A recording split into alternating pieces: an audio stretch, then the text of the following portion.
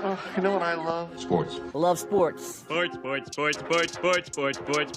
it comes to Texas A&M. Where are you getting this information? Let me tell you. Welcome to TexAgs. I need to talk a little sports with you, Ags. David Nuno here with TexAgs Radio. Billy Lucci here on TexAgs Radio. Olin Buchanan. Make a mistake. We're not going anywhere. This is going to be a great program, and we're building it into a great program.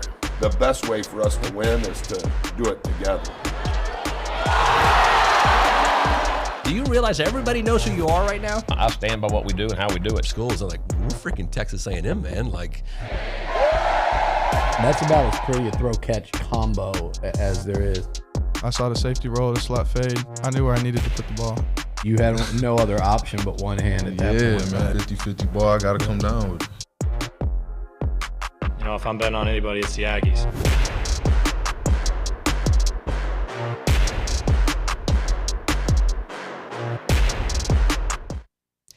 David is out and the boys are in. Welcome into TexAgs Radio presented by David Garner's Jewelers.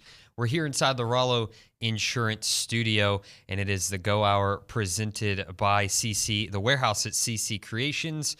Maroon never looked so good with Maroon U, and I'm Nick Savage, by the way, usually producing the show in the back, but David's, I think, visiting his parents, so I guess they just let anyone on the show these days with me. I guess Luke Evangelist here with me. TexAgs intern, is that your title? Yeah, that's co-host of up to not up to the second from the east side. It would be cool if I got to host Up to the Second, but that might be too big time. Maybe for me. one day since David's gone. But anyways, on Zoom out in Birmingham at Texas or at SEC Basketball Media Days, we got Olin Buchanan, TexAgs columnist and Heisman Trophy voter. OB, good morning. What's up?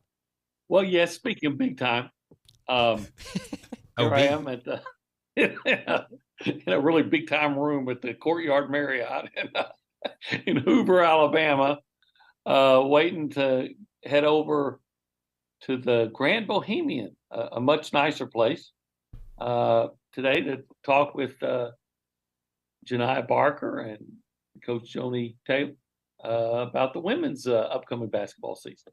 Well, right on. Well, hey, we're going to open up with a little basketball talk, Aggie basketball talk, because we got to hear from Coach Buzz yesterday, and I know OBU were the first one to ask some questions of Buzz, and I listened to that little press conference, and your first question kind of was interesting to me. You basically asked him, you know, he said in the past, sacrificing a game in December is worth a win in March, and you also ask, is that even the case anymore with all the returning experience that the Aggie basketball teams brings back? So just what do you think of his answer and overall, just what do you think of that philosophy that he had?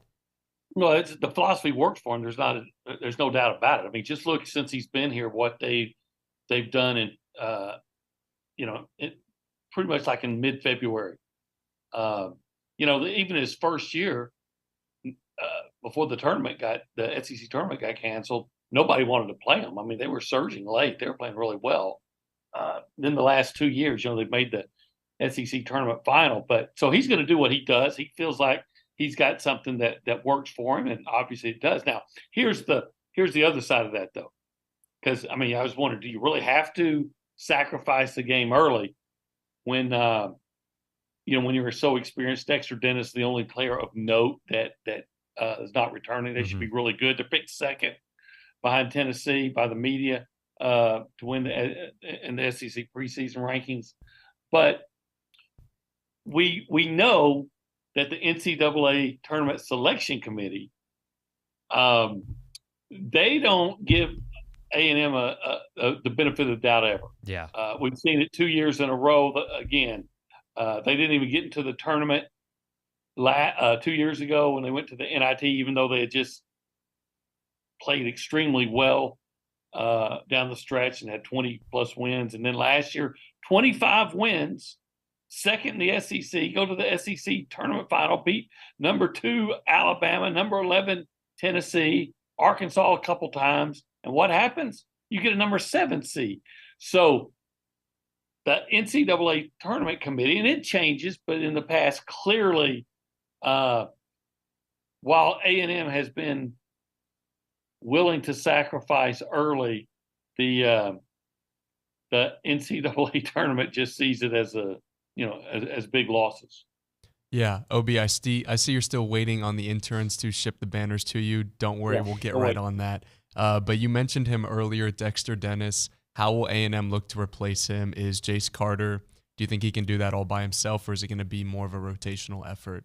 I'm betting it's a rotational effort, and I think that Jace Carter, from what I understand, I haven't got to really meet him yet. They're going to do that next Thursday. But from what I understand, that physically he's very much like Dexter, big, strong guy. So we'll see. But, Manny Obaski's he's a big, strong guy. Solomon Washington's a big, strong guy. Seems like somebody on Buzz's teams always really excels defensively. And, maybe it is Carter, maybe it's Obaski, maybe it's Washington, maybe it's all of them.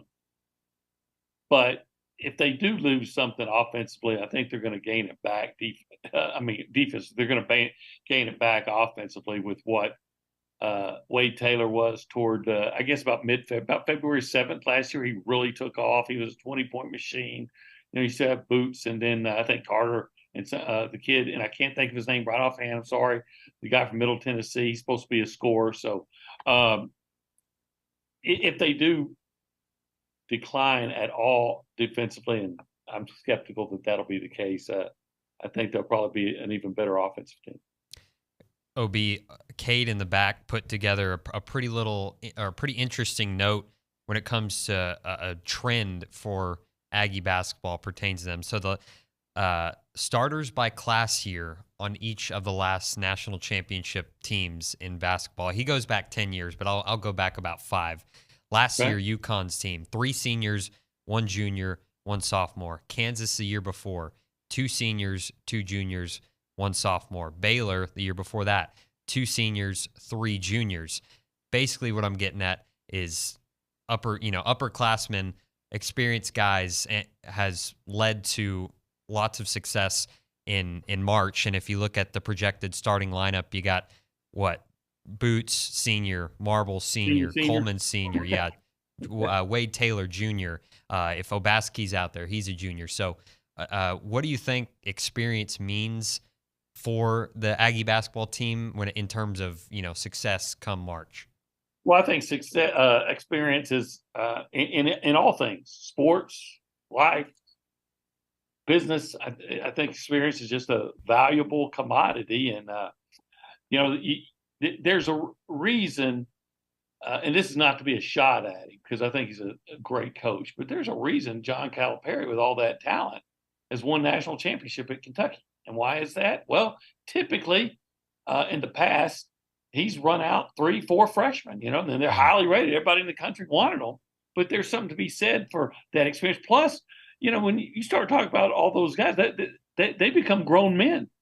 I don't even know how old Boots Radford is. I asked him yesterday what year he's in college. 6 years. I said, okay, Dr. Radford, what can we expect from you this year? So, you're going to have grown men that are really good, talented basketball players, that they wouldn't be here anyway. And then they have just a lot of experience and grit and determination. And quite frankly, maybe older guys play with an even greater sense of urgency because they know they're finished off their career. There's all kinds of factors involved.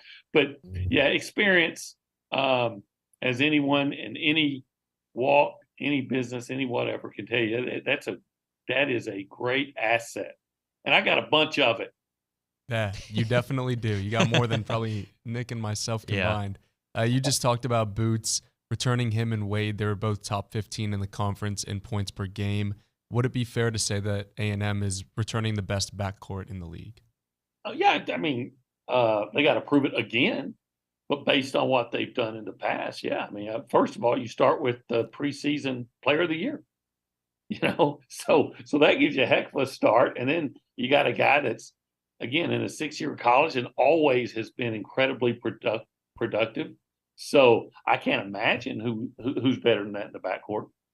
Maybe not just in the SEC, maybe nationally. I'm sure there's somebody that can boast that they think their guys are the best, and that's fine. But I'll put A&M's I'll put Boots Radford and Wade Taylor 4 up against anybody and feel pretty good about it.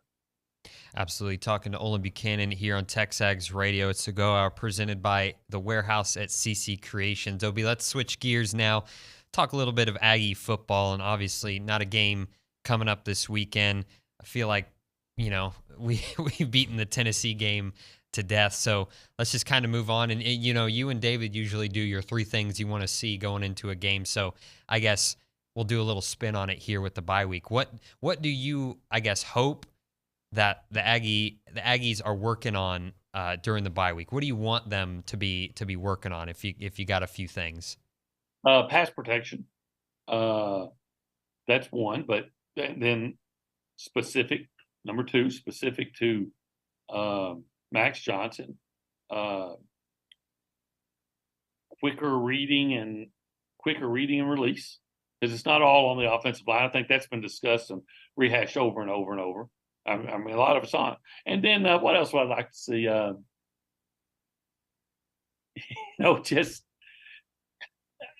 Just the attention to detail. Again, I believe through all the issues, and I've been hammering on it, and everybody's tired of hearing me say it, but all the problems they've had with pass protection, this and that, if you just don't have the mental errors that are unforced, you might be 6-0. And I'm talking about false starts or penalties or blown assignments. And, hey, maybe, what would be a great thing to work on is working on incorporating a quarterback sneak. And it doesn't even have to be a quarterback. What if you if you don't want to put Max in that, what if you brought somebody in motion and stopped him at the center and quick? Because A&M is atrocious on 3rd and 4th and 1 or 3rd and short, 2 or short, right? I mean, how much difference would you think this season would have made had A&M just been able to consistently convert in short yardage? So maybe they need to work hard on the short yardage situation. Yeah, it seems like A&M's offense struggles when it's needed the most in the red zone and in short yardage. I wanted to talk a little bit about injuries. You never wish injuries on anyone. You hate to see them. But how important is it for A&M to get this seemingly perfectly timed bye week with Edgerrin Cooper going down, Bryce Anderson, and Walter Nolan? Yeah, you know what? I think that's just one of the reasons this is a really good, well-timed bye week because of, the offensive issues they've had. This is a good time if you want to make some changes to get guys ready. But specific to the injuries, absolutely, because how important are those guys to, Walter Nolan has been playing he's a war horse. He's a bona fide war horse now. And Edgerrin Cooper is an All-American. If he keeps playing at the level he's played so far, I don't know how anybody can deny that guy deserves All-American recognition. Yep. So A&M has had its struggles. They need to be as close to full strength as possible. You got an extra week to get them ready. I think it's like you said, Luke, the open week, though nobody really likes them, this one came when you need it most. Obi, how many of these problems do you think could be solved with maybe just a little bit more tempo on offense? We saw it in the first couple games. I feel like Aggie offense running a little bit more up tempo, and then we haven't seen it since. So how much of that do you think just hustling to the line, get set, hut, would fix some of these issues? I don't know. Maybe. I mean, I'm open to anything, right? Yeah. I think in some cases, absolutely would. Plus, I want to see them. I want to see that Bobby Petrino influence that we're always waiting for, and it just seems that they've gotten stagnant, and maybe that's part of the reason they've gotten stagnant. And quite frankly, here I go again. On that 4th and 1, they didn't convert. Mm-hmm. They were at the line of scrimmage for quite a while, moving guys around and all that, so you can trip over a foot. If you would have just gone up and snapped it and sneak or run or run inside, you had that early before they shifted over. Tennessee was inviting the first down. So maybe if you start moving at a quicker pace, you catch the defense a little bit off guard. Yeah, A&M is 5-3 under Jimbo Fisher following a bye. That stat is a little bit skewed, I would say is the right word, because they had multiple bye weeks during the COVID year. But what do you think Jimbo Fisher's experience brings coming out of a bye, and what are you looking to see in this game coming up against South Carolina, who they just played I just want to see him off of a move the bye ball and last win. year? As far as his experience, I don't think it matters. Last year, you're saying 5-3 after bye? Well, then last year they were 5-2. Mm-hmm. They came out of bye, played South Carolina, and I never saw a team that I thought was less ready to play than that team. You remember how that game started? Kickoff return. I think the next one was a pass interception that was an easy score, and then an early snap that led to a fumble that was an easy score. And I mean, it's 5 minutes into the game, you're down 17-0, right? And that's coming off a bye week. And quite frankly, I really thought that in the bye week last year, I thought they would take that extra week and get Connor Wigman ready to play, and they didn't. So, and we learned late, a little bit later, maybe they should have, and if you did, maybe you've been in a bowl game. So, at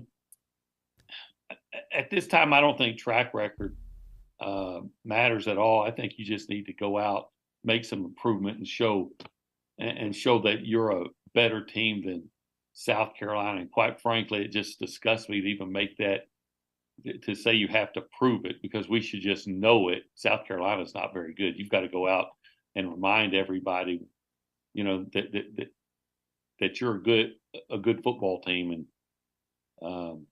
and maybe get on a streak to close fast.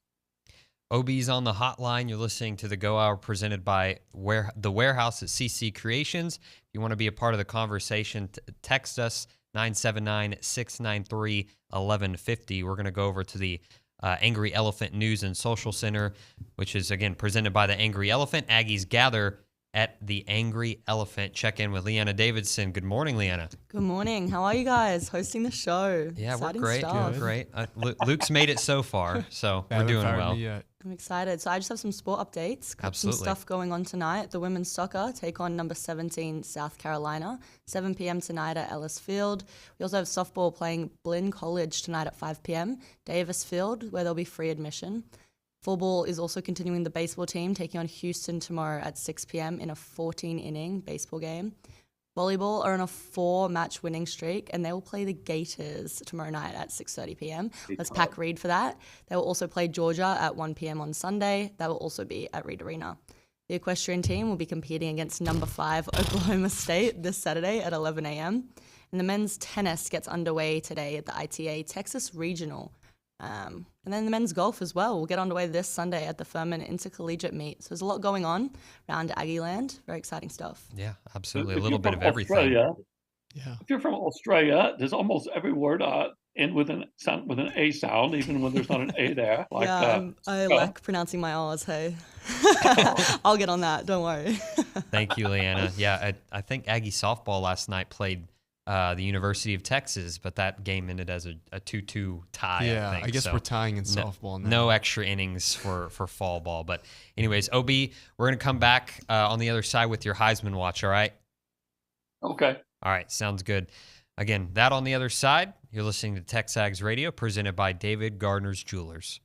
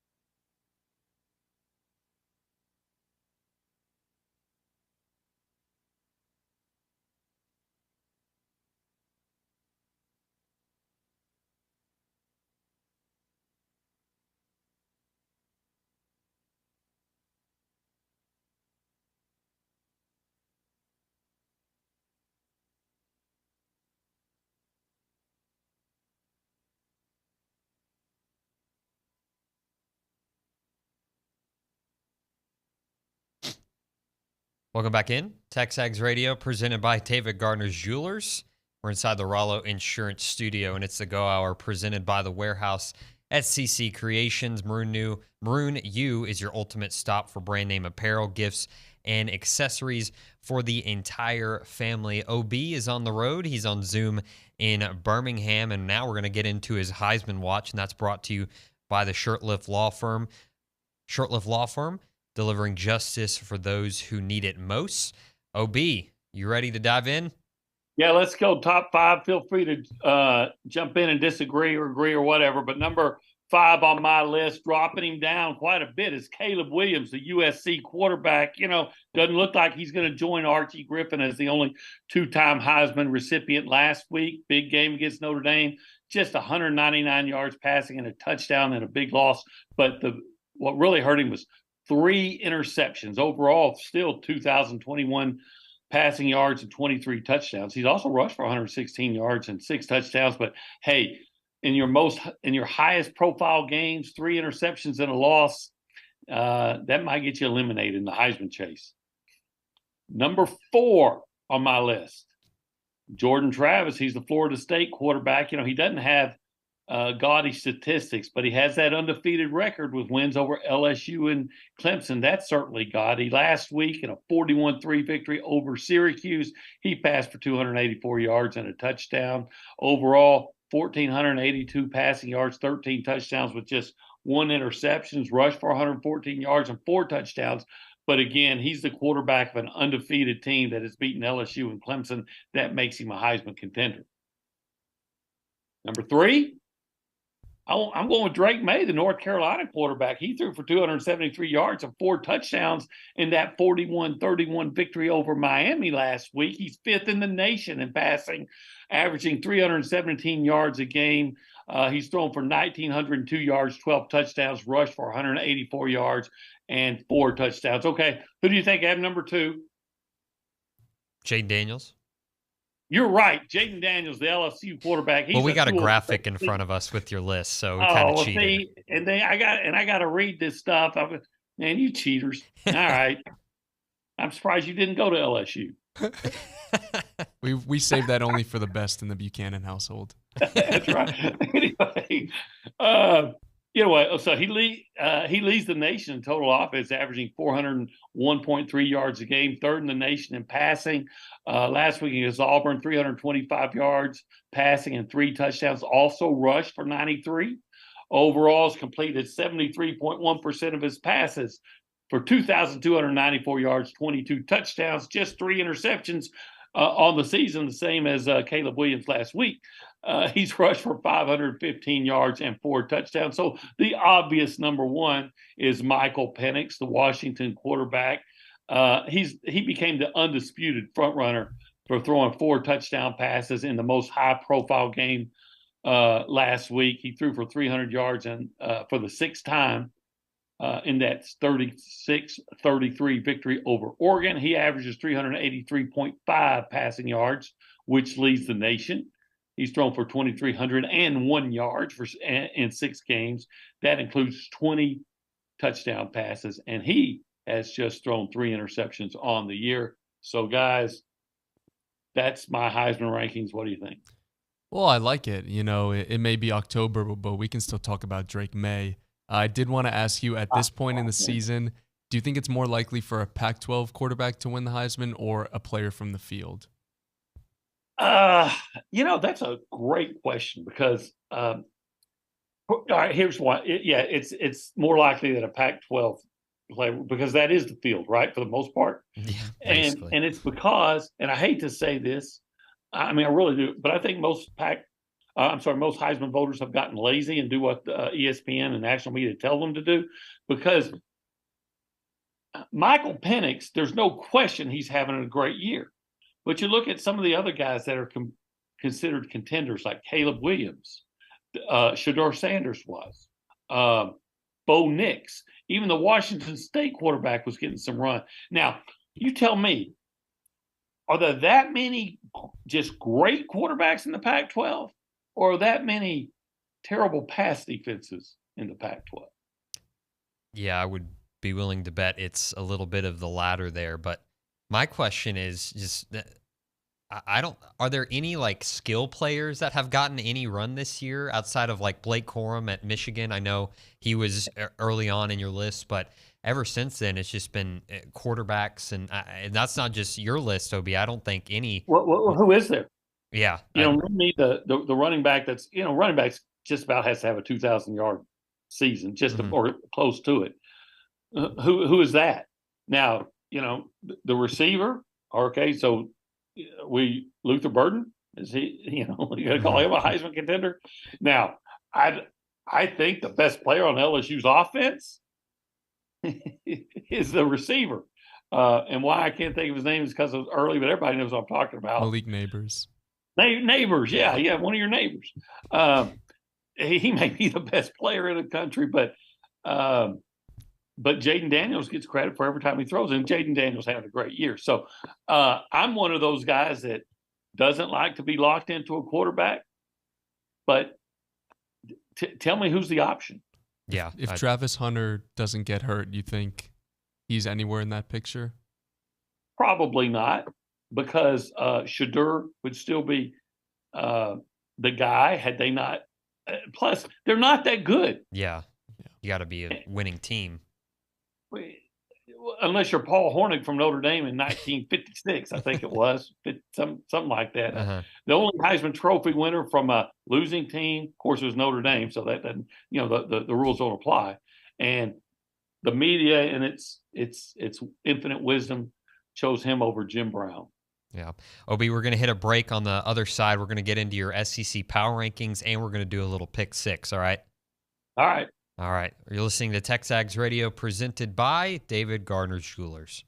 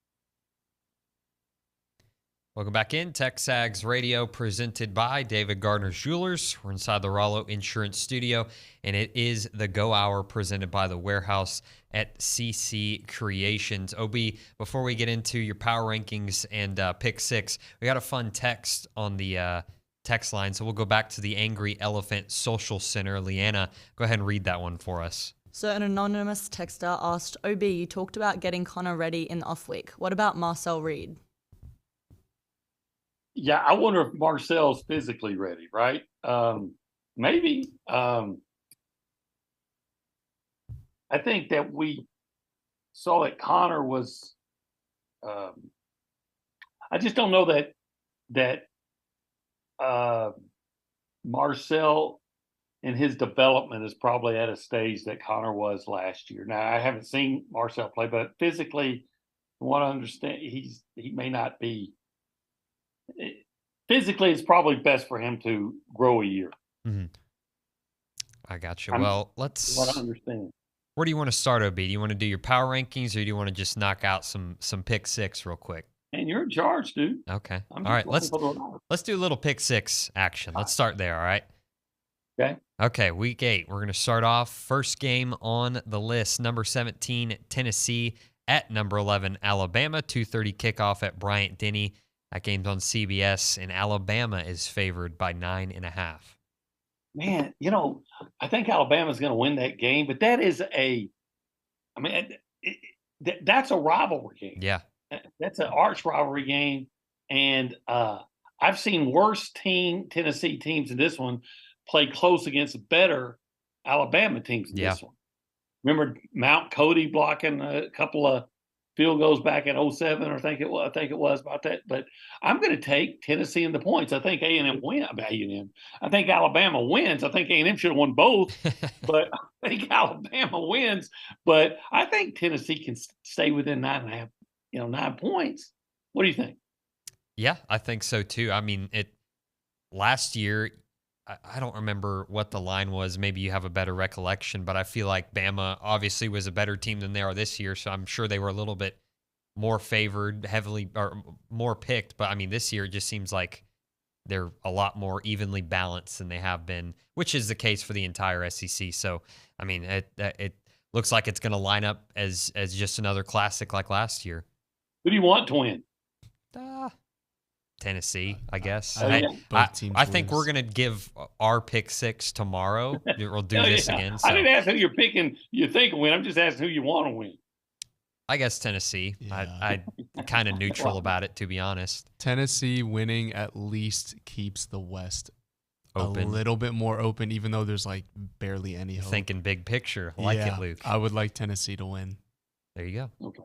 Yeah, let's get to the next game. OB, your favorite team from Gambling Geezers, the South Carolina Gamecocks, going to number 20, Missouri. Missouri is giving 7.5 points. You know what? I'm going to give them those 7.5 points to the Cocks. Wow. And I'm taking Missouri. Missouri has the worst pass defense in the nation. 133, third out of 133. And Missouri's not great, but they can throw the ball around. What's Luther Burden and Brady Cook going to do to that Gamecock defense? Yeah, I'm just surprised it's only a 7.5 spread. I mean, you'd think 6-1 Missouri, you'd favor them by a little bit more over a 2-4 South Carolina team. But again, and then that game's in Columbia, right? It is, yes, sir. Yeah. So. Yeah, which one, Nick? Oh, good one. Yeah. Columbia, Missouri. I'm just being a wise guy. Yeah, he got me. He said that on Gambling Geezers too, and it just didn't hit at all. It took me a moment to process, but that was a good one, OB. How long have you been sitting on that? Forever. OB, you can totally get him back about all of his. You get to do that joke once a year. You're right. Yeah, very true. Until next year, then it ends. Yeah. Man, that's going to be weird. Anyways, next game, number 16, Duke going to Florida State. They're ranked 4th. 6:30 kickoff there at Bobby Bowden Field at Doak Campbell Stadium. ABC broadcast, Florida State favored by 13.5. You know what I'm hearing there? You know what I'm hearing? I'm hearing the Elko echo. Okay. I'm going to take Duke. You're going to give me Duke and Mike Elko and that defense. You're going to give me 14.5? Did you say 13.5? Okay, 13.5. Yeah, I'll take the points. I saw Duke play a heck of a game and almost beat Notre Dame. I know they're on the road, but I think the field's still 100 yards long, 53 and a third wide. So give me 13.5 points of Mike Elko. Okay. Next up, we've got Clemson at Miami. Clemson is giving 3.5 points on the road. I'll give them Clemson. Give me Clemson. I've never believed in Miami. I still don't. That's why it makes that game 2 of the season so difficult for me to accept. Yeah. Next one for you, OB. Number 14, Utah going to number 18, USC. 7 o'clock kickoff out at the Los Angeles Memorial Coliseum. Fox broadcast USC 6.5 point favorite in that one.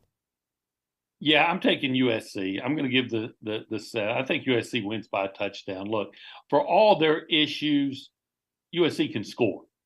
And I know their defense reeks, but I don't know that Utah is explosive enough offensively to consistently exploit that defense.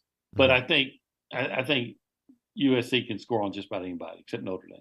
Well, apparently, right, Luke, you said Cam Rising might be back, but it's been a might be back for a while now. So if he was, does that sway your opinion at all? I mean, we're talking about a guy that hadn't played in a year. Look, they're gonna score. That's USC's defense. If your initials are USC, your defense sucks, right? But the Trojans can score. Mm-hmm. So and a lot. So I just think they'll just. I may be way off, but I just think Utah is going to have a difficulty keeping up. So you're picking the Trojans to cover. I am picking the Trojans to cover. Got it. Well, I always think that USC stood for University of Swiss Cheese defense. That's good. It's typically University of Spoiled Children. Yeah, that works too. Yeah. University of Swiss Cheese. Yeah, let's get to the last game. I'm not Nittany lying to you, OB. This is probably the biggest game of the week. Yes, I reused that from Gambling Geezers, but it was too good not to. It's number 7 Penn State at number 3 Ohio State. The Big Ten, big noon kickoff. Ohio State is giving 3.5 points. Yeah, those teams seem pretty evenly matched to me. I know Penn State really hadn't played anybody, but they've been dominant. Ohio State, they played well against Notre Dame. Have they, other than that game that was given to them?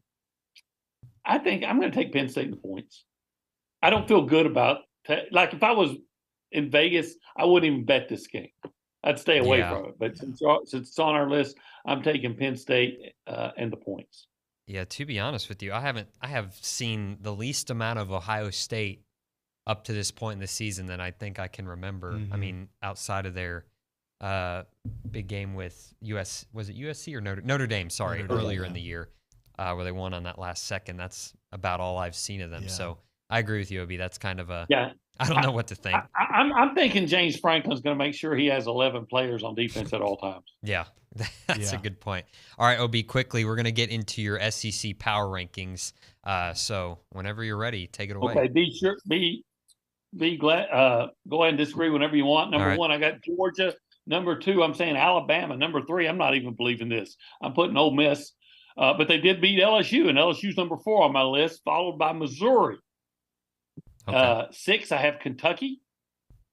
Why? Missouri beat Kentucky. Kentucky beat Florida, and I have Florida number 7, which means I have Tennessee number 8. Okay. Because Florida beat them, and then number 9 is Texas A&M because Tennessee beat them, and then I have number 10 Arkansas because A&M beat them.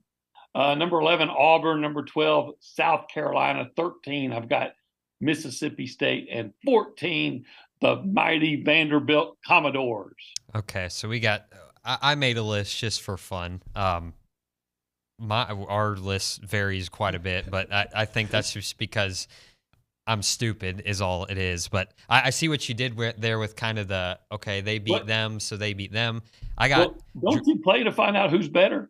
Absolutely, yeah, 100%. So I mean, I looking at my list now and hearing yours, I probably agree more with yours, but just kind of thinking it out, I had Georgia, Bama, LSU, Tennessee, which obviously you think that is absurd. Ole Miss, Missouri, Kentucky, Florida, A&M, and then everyone else kind of just. I wouldn't say absurd because I think between, first of all, I think LSU's still better than Ole Miss, even though they lost. But you gotta respect the game. Mm-hmm. I think after LSU and maybe Ole Miss, everybody starting with Missouri is all about the same. Mm-hmm. I'm gonna say something controversial, but I think Vanderbilt is better than Mississippi State. Wow. I believe that. So they're 13, not 14. That's my only objection with your power rankings, OB, though. I think And what you you base did that with on the transitive property is valid. You base that on? I just think they look good against Georgia. Okay. Scored 20 on Georgia. Yep. That's it. All right. All right, OB. Well, we got Stephen McGee coming in studio, so we'll let you go. Enjoy the rest of your day and talking to Joni and all them. Thank you again for hopping on with us, and enjoy your day off tomorrow, or I guess travel day for you tomorrow. No, tonight. No, you'll be back tonight. Okay. Well, sweet. Travel safe. Thank you again. And on the other side here on TexAgs Radio, our quarterback one, Stephen McGee. We'll be right back.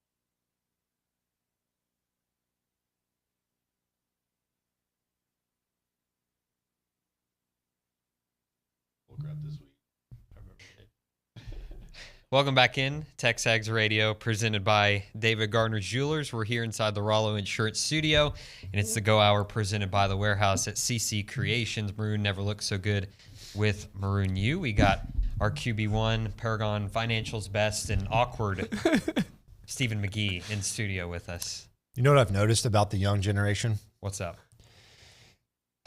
Well, multitude of things, honestly, but y'all's generation carries around water bottles, like big plastic water bottles. It's a thing nowadays. It is. It's very much. My generation's carrying around coffee cups still. Have you noticed that? Yeah, I agree. Okay. I'm pretty sure like almost everybody back there probably brings in a big old water bottle. See, I carry it around, but I probably don't drink enough out of it. Just kind of have it. Bad habit. I don't know. But you're also disciplined, like Orange Fitness or Orange Theory. Dude, what's it called? That's what it is. Yeah. Orange Theory. I don't work there anymore. You don't? No. You yelled at the last person, and that was the last yeah, day? They cut ties. They cut ties. You're too aggressive? Yeah, maybe. So I got a Life Straw. Have you heard of this? Yeah. Water bottle. So you can literally dip your water bottle into the creek.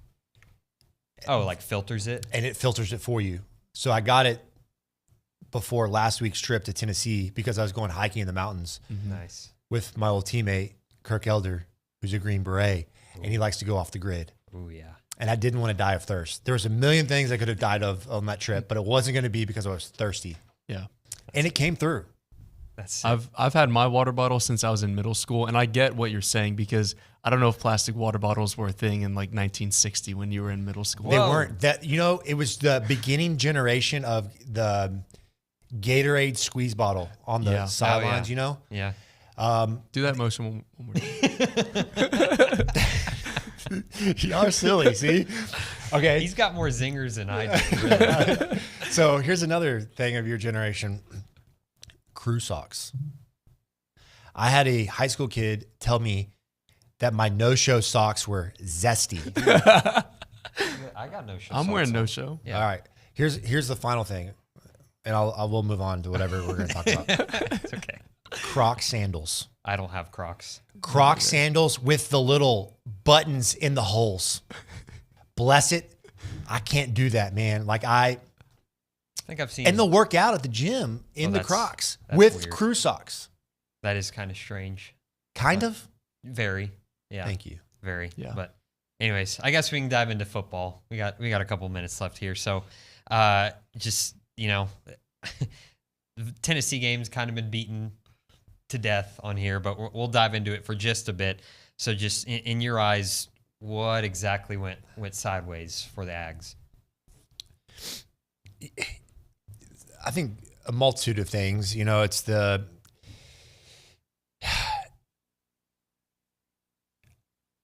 I think the weird thing about this season is you've seen this team really shift, and you feel like now you can pin it more or so on the offense. The defense has played more or less winning football. Yeah, they gave up, 220 yards rushing or thereabouts. They gave up contain too much in the run game against Tennessee. But by and large, they did their job. They bend, but they don't break. You had a special teams touchdown, so they gave up 13 points. And I think the same is true against Bama. You didn't feel like the defense cost you the football game. You'd have to say it was on the offense. And offensively, I know a lot of people want to, the quarterback always gets too much credit when things go good and too much blame when things go south. And I think Max is probably taking too much blame right now. Mm-hmm. Is he playing elite level football? No, I'm not going to say that. But, he's up front. The offensive line has been much discussed. It's hit or miss with them. The protection is really, really good. Those pockets are amazing. I could sit back there and throw and complete a pass at times. But then other points in time, they're whiffing, right? Then you could say, okay, well, these wide receivers that are supposed to be so great, you turn on the sky cam and you look at the big picture, there's not a lot of separation. Yeah. Mm-hmm. Running backs in pass pro have been spotty at best, right? You got a lot of young guys that are getting their first snaps. And so when you start to put it all together, you're saying, well, Max isn't getting a lot of help on a lot of these plays. And I don't care if you put Tom Brady back there, it's going to be difficult. I thought he competed well. He made some really gutsy throws where he's staying in the pocket and he is getting decleated, and he'll complete a pass, one early in the game on 3rd and 10, backed up, and Evan Stewart drops it, hits him right in the hands, And so, yeah, the interception late, the first one I think was a bad throw. Like it air melded on him. But the last one, it was 4th down and 10. He had to throw it. Like those are going to happen. Yeah, Max has got to get rid of the football, right? He's got to be decisive. I think the play calling is the final thing I want to emphasize. I feel like so much has been required of them getting passes downfield, 5 and 7 step timing passes that take quite a bit of time to develop, right? Well, that makes it hard on your offensive line, makes life difficult on your quarterback because he has to stay in there longer. More quick passes, screen passes on early downs, right? Like ways in which you can get the ball out of your hands because you're not going to be able to just line up and run the football right now. Like it's hit or miss in that. So that's a long-winded answer there, but like it's frustrating because you know that there's the ability there and it's just not all come together. Yeah. Quickly, got about 90 seconds here. Just you mentioned the pressure, and as a quarterback, like what is that like when pretty much every play it seemed like on Saturday he was getting knocked down. Like what is that like as a quarterback? It's horrible. It really is. Like it reminds me of training camp with the Dallas Cowboys because the third offense would go against the first defense. So I had a Hall of Famer, DeMarcus Ware, teeing off on me every play. I couldn't get the pass off. And then I would get yelled at for taking a sack. Well, DeMarcus Ware was going against a rookie free agent left tackle and was untouched every play. And so it makes life very, very difficult. I feel for him. I really do. Yeah. And then not to mention like how many snaps are on the ground. Yeah. It's unbelievable. Too many. Like the basics. We're struggling to do the basics. And then we haven't even discussed the debacle that's become 3rd and 1 or 4th and 1 or even 4th and short. We can't get that right. Yeah, we'll talk about that with Swope and McGee on the other side. Keep it right here. TexAgs Radio, presented by David Gardner's Jewelers.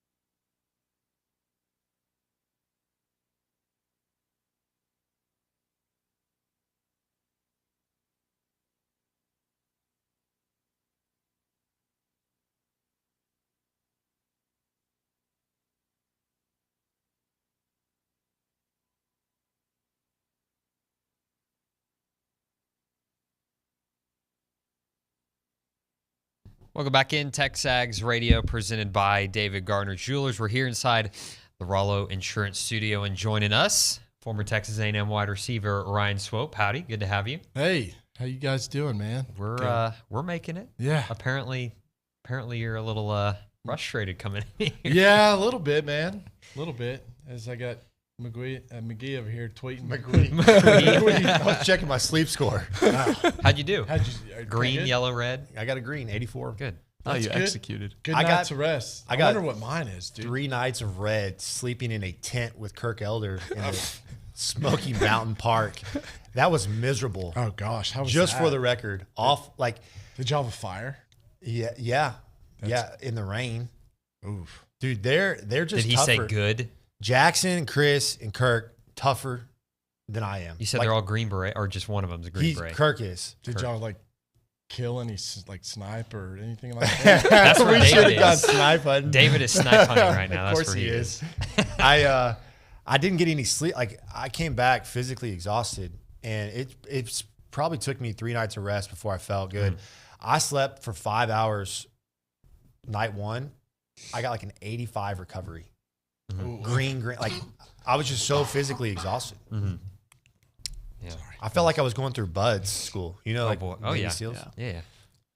That's how I used to treat my fitness class. You got the haircut for it. Did y'all go I eat no hair. Fly fishing or no, we went hiking. Hiking. Yeah, we went up in this top of the mountains. We were no cell phone service in camp.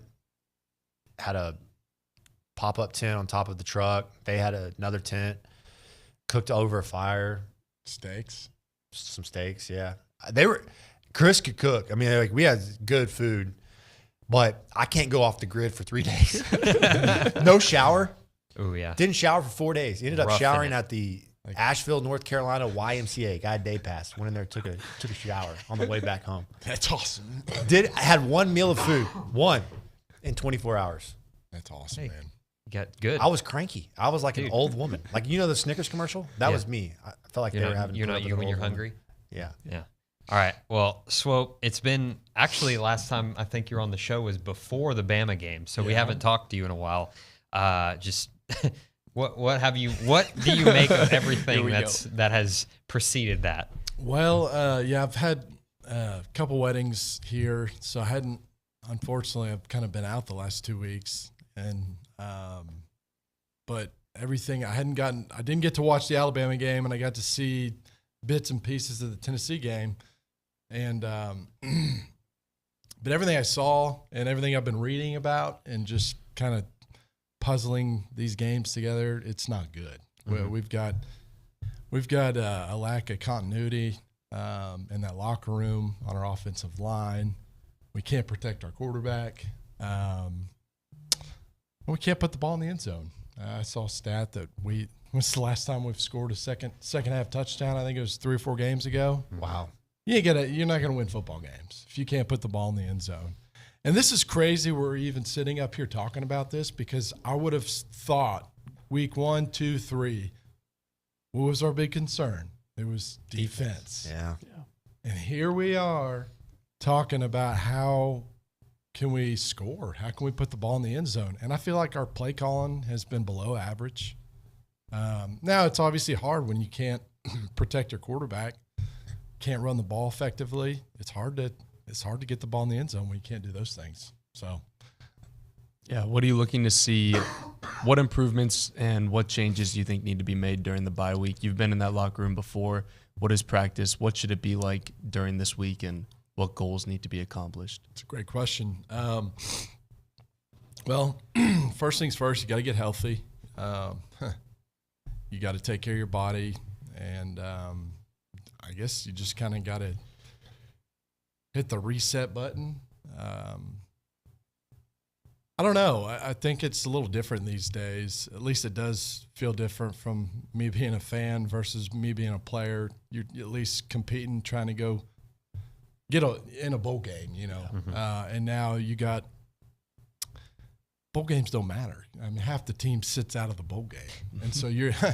I mean, you ultimately you're kind of just playing. I think you're playing for improvement. You're almost playing for next year at this point. Let's get real. You're how can we get better and improve as a football team and come back better and stronger for next year? Because ultimately, all these guys, they're playing for one thing. We want to win a championship around here. Mm-hmm. And so I think at this point, I'm not going to say you're going to lose your locker room, but you kind of lose your locker room, you lose interest. Would you agree? Mm-hmm. I mean, what are we playing for? The GoDaddy's Bowl or the Mayonnaise Bowl at this point? Are we going to get excited about that around here? No. It's so good. It's perfectly said. So essentially, if you went out to see, like, let's say you have a remarkable finish, which I don't think anybody, based on what we've seen, expects this football team to win out the remainder of the schedule. But let's just say hypothetically you do. You're still sitting there saying, well, man, that was a disappointing year, right? I mean, that's where the bar is right now at Texas A&M. With the amount of ability you have on that roster, everything they have from a tools perspective to win football games, you have it all. And so that really is the bar. And I echo what Swope said. I mean, I think, unfortunately, it's going to be a disappointing year unless you win 10, 11 games every year. Yeah, I hate to bring this negativity because I'm sure y'all been beating this horse for quite a while, but it sucks, man. Yeah. We should have expectations and a winning mentality because we have everything here at Texas A&M to be a championship football team, but we are below average year in, year out. Yeah. So why?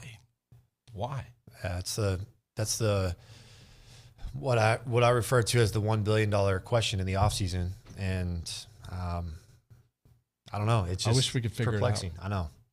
Yeah, before the show even started, we got a text, and they asked specifically for y'all. Would love to hear Stephen McGee and other ex-Aggie offensive players' comments on why the Aggie offense seems to be so good at scoring on the first couple drives and is anemic after that. He understands that the first couple drives are somewhat scripted, but given this, what's likely not working?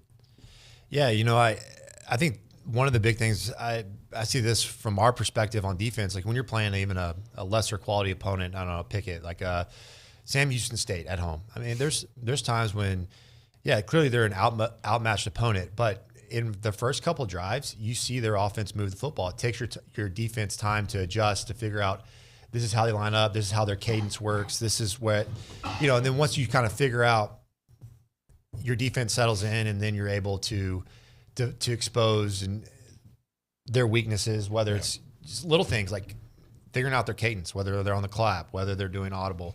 So there's that element certainly where defenses figure us out a little bit and kind of figure out how we line up and how guys block up front, et cetera. But I think that, to Swope's point, there's been an element of, I feel like our offense has been very stagnant from a play calling perspective. Mm-hmm. And I said this earlier in the show, like the worst thing you can do right now as an offense is get behind the chains. So negative plays have hurt this offense. You can't afford to do that.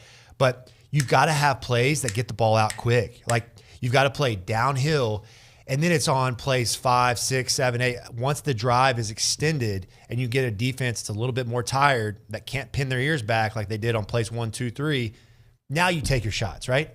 I think that's the DNA that would lead to successful offensive football. It's not when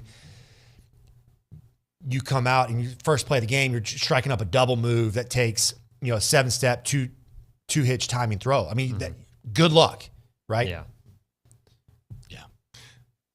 Yeah, and I think he said it perfectly. But my thing is, I think the good offenses, they make progress. Like, instead of regressing, the good offenses make progress. Yep. And so, we go out and we score the first half, or first drive of the first half, and we do that early. Well, the good offenses continue to find ways to go put the ball in the end zone. Mm-hmm. So, because there's going to be adjustments made. So ultimately, the good offenses that are coached well and that have a good scheme in place realize that they're making changes and then adapt to those changes and progress and get better. Whereas I feel like there's a void. I think this is a microcosm of the bigger picture too. I mean, from 100%. week 1 till week 12, good football teams continue to get better. I mean, in the NFL, it's completely different than college football. I get that. But I remember the New York Giants when they won Super Bowl. I think they were like, was it 9-7? But they won just enough games at the end. They got hot the last 4 games of the year, and they ended up winning the Super Bowl. So it's the teams that get hot late that end up making a really good run. Same deal. You expect your football team to continue to progress and get better throughout the year. Look at Georgia right now. I think they're progressing. I mean, 100%. Penn State. Look at all the teams that are still undefeated. Like there were some weeks where you felt like, they didn't look great, but they find ways to progress and get better. They figure out who they are as a football team, and they play to those strengths 100%. every week. 100%. I don't know if we're doing that, man.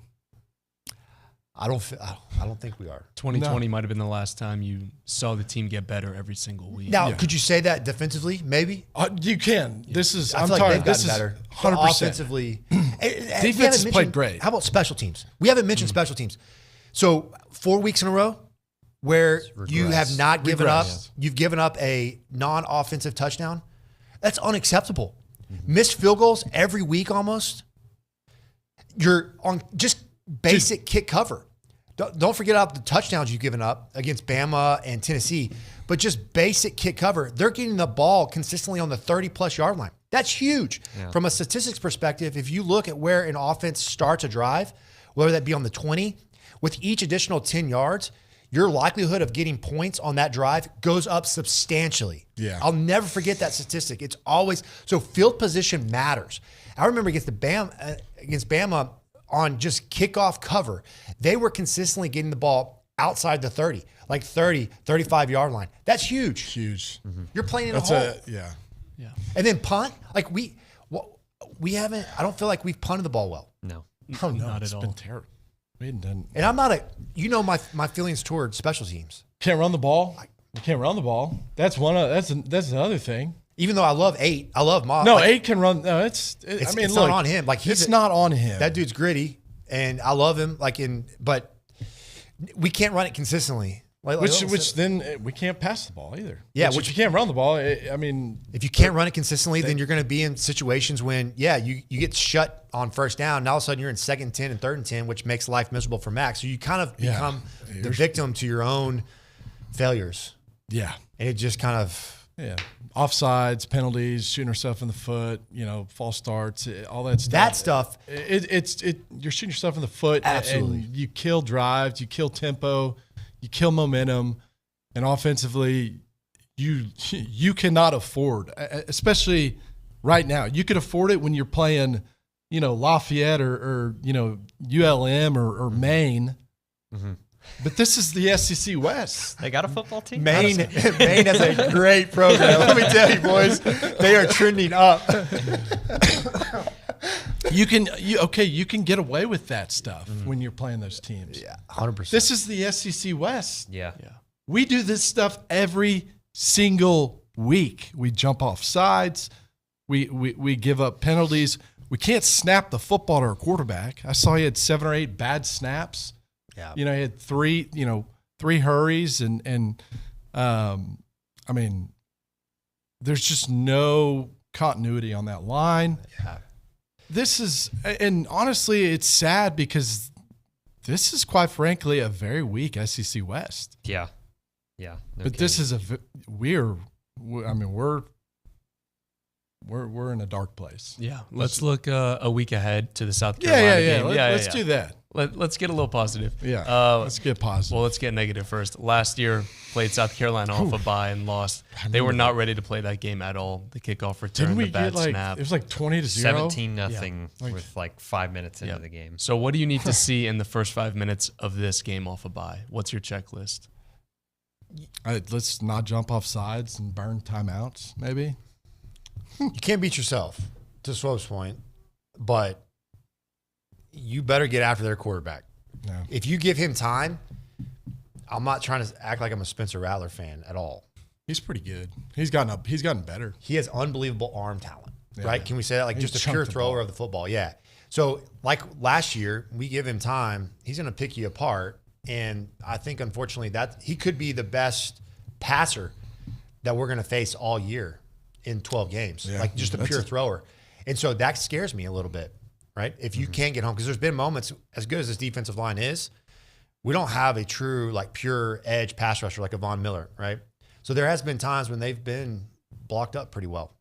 Like the second half of Alabama or the Miami game, and you can see what happened. You know, their quarterbacks threw for over 300 yards. So that's my concern. And then offensively, you know, just staying in front of the chains, eliminate the negative plays, the pre-snap penalties, the turnovers, all those things are the typical ingredients of successful football. Just don't beat yourself. I mean, we're going to be the better football team again for another week, but that doesn't mean anything. You've got to go out there and execute football plays. Yeah. How does Spencer Rattler, I know that this is BS. I've had a football operations guy tell me this once, but his NIL valuation, he's like the third or fourth highest NIL valuation guy in the country. Would you have guessed that? Like his NIL valuation's like $3 million. I would have believed that back when he transferred, but I mean, like today, I guess I know that's all. That's wild. It's all BS. But where do you find these stats? I follow this thing on Instagram. It's like NIL valuation something, and it every week Spencer Rattler's up there. Really? He must be just willing. Like higher than like. And I'll tell you another guy up there is Arch Manning, which I guess is just the name. Yeah. But like I think Spencer Rattler. Can you see how much these players? I'd be paid? interested in how It's not how much there they're like getting paid. It's like I think it has to do with like how many potential follow. value. Yeah, potential value. It's not I true. mean, these guys like how does this? Please educate me. He must have a lot of Spencer followers. Rattler like show up on Monday and he's got like a just a stack of cash sitting in his locker. No, I think it's like brand deals and the kind of exposure that he has. He was a very popular high school recruit, so he's carried that momentum into social media. No, I followers understand and- that, but how does it? Like, I mean, Connor Wigman. You know, is he show up on a Monday and like, oh man, like, you know who the most valuable how does this A&M work? athlete is? Evan Stewart. Evan Stewart. He's- His NIL value He, it used to be. It used to be like consistently. He was in the top So 7 of through his. companies like corporations. I think what they're doing. I think they heavily weighted toward how many followers you have. Yeah, on I was about to social say he's got a lot of. It's not a true number. TikTok followers, I think. Yeah. Right? Luke might know more about that, but anyways, Jared. Sorry, we're getting so off topic. You're good. NIL and all this stuff. I'm just curious. I don't. So How does it work? Did you see this one, Caleb Williams? How much is he worth? He's not as worth as some of like he's up there, but he's not one of the highest guys. Like there's people that don't even play that are higher than him, but he wants partial ownership stake of the team that drafts him in the 2024 NFL draft. I don't think that was true. I think that's fake news. That's a little bit of fake news. Yeah. Oh, what I took a have, screenshot. I was like, he's dude, that's doubling that's down. outrageous. He's no way. doubling After down. he threw 3 picks and lost. Yeah. He's like, I want. Well, what I have seen about Caleb Williams is his NIL, I guess, in evaluation, whatever he's getting is he's got enough to say, okay, well, let's say the Broncos might be the first overall pick. He's got enough to say, well, they're probably going to pick me. I don't want to go there. I'll come back to USC for another year. Yeah, and wait and hope you get a better draw. Or do an Eli Manning, right? This is this is so crazy. It is kind of ridiculous. This is It's too much. It's too much, man. They need to focus on winning a dang football game. That's one of the things that kind of It's pisses sad me that off. all this That's bull crap. That is bull crap. Focus on playing football. You let all of us talk about everything is all about money these days, man. I know, dude. It's Not- all about money. How much? not about the how much can team. we pay this coach? How much can we pay these players? Yeah. And it's a huge distraction. Huge. Totally agree. Maybe Look that's what the we've underlying done. problem. Look for what us. we've done. Maybe we've spent more money, and golly, I'm just getting mad about it, man. Frustrated. I can guarantee you we will not be able to solve it right here. No, we can't. This is probably 4 of the best and brightest minds to figure it out. Definitely. But we we're can focused try. on other things. Yeah. I would love. I'm just gonna be honest with you though. I would feel so much better if we were to win out, make lemonade, right? Like just find a way, get hot. Just like I don't know. Like I feel like at the end of the day, as an Aggie, there's always a chance. That I was about to say. The thing is, it as much as nobody probably wants to hear it, there's a chance that they could because I mean, outside of Ole Miss and Richard disagrees. Ole Miss and LSU. Who was that? That was Richard yelling at me. It's scary. But Ole Miss, LSU, obviously big road tests. got to prove you can win a road game, right? Yeah. That's 1A. But I mean, again, hopefully they're close games. That's all I got to say. But yeah, we got to hit a break. We're up against it. Mr. Swope, Mr. McGee. Sat there yelling. Thank y'all so much for coming University. in. I appreciate it. Yeah, of course. We really appreciate it. On the other side, me and Luke talk a little bit of Aggie basketball, and we'll hear from Buzz Williams. That and more on the other side. This is TexAgs Radio, presented by David Garner's Jewelers.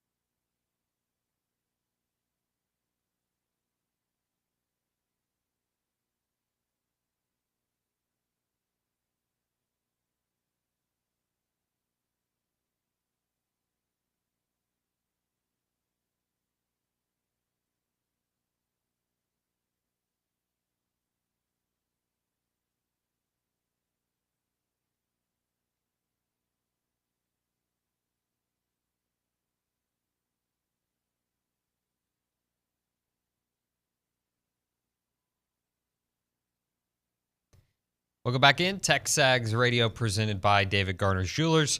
We're here inside the Rollo Insurance Studio. Leanna's hanging out at the Angry Elephant Social Center. And by the way, before we talk a little bit of Aggie basketball here, T-Mobile is teaming up with Moose Muhammad, Bryce Anderson, and Damani Richardson to help Aggie fans get connected to their favorite players. Stop by the T-Mobile store on Texas Avenue from 5 to 6:30 on Sunday, October 22nd. That's this coming Sunday, to meet the Aggies and enter to win prizes such as a Yeti cooler for your next tailgate, tickets to an upcoming game, and more. Come support our Aggies. Gig 'em. Again, that's at the T-Mobile store on Texas Avenue this Sunday, October 22nd from 5 to 6:30. Luke Evangelist here with me, Nick Savage filling in for David Nuno today and tomorrow. And Luke, we're going to talk a little bit about Aggie basketball. We'll hear from Coach Buzz Williams from SEC Basketball Media Days here in just 1 second, but I understand you got a few notes for me. Yep, my arguably my favorite team on campus. It's no secret that I love A&M basketball and Packing Reed. Reed propaganda. Yep, it's worth noting that A&M basketball is returning 80% of their production from last season, which is tops in the SEC. What I'm concerned about is I want to know how this team is going to replace Dexter Dennis, not necessarily his points and rebounds and assists. Who's going to replace his energy? He was the big oomph guy on that team that would spark a run with a big dunk or a big block.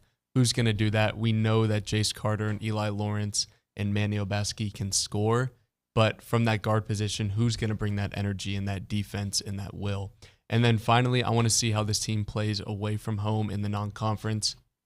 We know they're comfortable at Reed. They won every single conference game. They almost won every single game except Wofford. But this year, they're going at Ohio State, at SMU, and at Virginia, and then a neutral site against Houston. I want to see how they respond early in the year away from the comfortable crowd. Well, I know Coach Williams talks a little bit about it in the press conference you're about to hear, but looking at the non-conference schedule, that big one you're going to highlight is Houston. That's says neutral site game because it's at the Toyota Center in Houston, but you never know because I'm sure there'll be plenty of Aggies packing Toyota Center there. Yeah. So I was going to say it's probably more of a hometown crowd for Houston, but now I think about it, maybe not. But Virginia, that's an away game. Henry Coleman returning to his home state. I expect big things from him, not only this season, but especially that game with his family watching. You know which one's going to be fun? Penn State in that ESPN tournament. It will be fun if we win. That's what I mean. It's a chance to get a little bit of a little bad taste out of your mouth, I guess, if you want to look at it that way. But if you missed it, again, Coach Buzz Williams spoke at the podium yesterday at SEC Basketball Media Days. Go ahead and listen in to Buzz Williams. Hello, Coach. Olin Buchanan, TexAgs.com. Buzz, in the past, you've talked about in the process of building your team for a season that sometimes it takes sacrificing maybe a game in December to win and a big game in September and March. So with that in mind, and with all the, and I'm going to ask two questions, by the way. With that in mind and all the experience you come back, do you change that approach? Because, do you feel like this year maybe you don't have to do that? Do you want to ask the second question, or am I supposed to answer that one and then you? Well, if you do that one. Yeah. I think we're always behind Olin just because of our process, how we handle September, what we do in October. And to some degree, just to be transparent, I think some of that starts in the summer. Every coach has a different philosophy on what they want to do with their team in the summer and what they want to do in September and October. I'm not saying ours is wrong, and I'm not judging others. I just think that we're always behind. I think we're behind for the right reasons relative to how we go about things, and I do think that we probably win a game or two after Valentine's Day that maybe we wouldn't have expected to win based on the non-conference results. Specific to this year, we do have a lot of returning players, but we're also arguably playing the toughest non-conference schedule that A&M's ever played. And so we don't have much wiggle room to give away possessions at any point. We play 8 games in November, and 5 of them are on the road. And so hopefully we're a little ahead of schedule because of the returners, but the process that we have followed this summer and up until this point, it's been the same that we always do. If I could ask one more. And could you just kind of explain the process of how you got a team that you took over that was one of the bottom teams, in the SEC, to a team that last year was in the tournament and this year is considered one of the favorites to win the conference here in the preseason? Well, I'm not sticking up for head coaches. There's a lot of head coaches out here now that have done it way better than people that you're going to interview today. But I think sometimes they receive too much blame and too much praise. And so I would be foolish to think that it has anything to do with me. I think our staff has been phenomenal in identifying the right people. Our players are okay. I don't think we're necessarily the best players, but they're really good people. And how they've been raised and who they have been mentored by, we want to make sure that that translates to our program. And I think in this model of college athletics, I think the character piece is really important to have any sustainability. Are we good? I don't know. Are we bad? I don't know.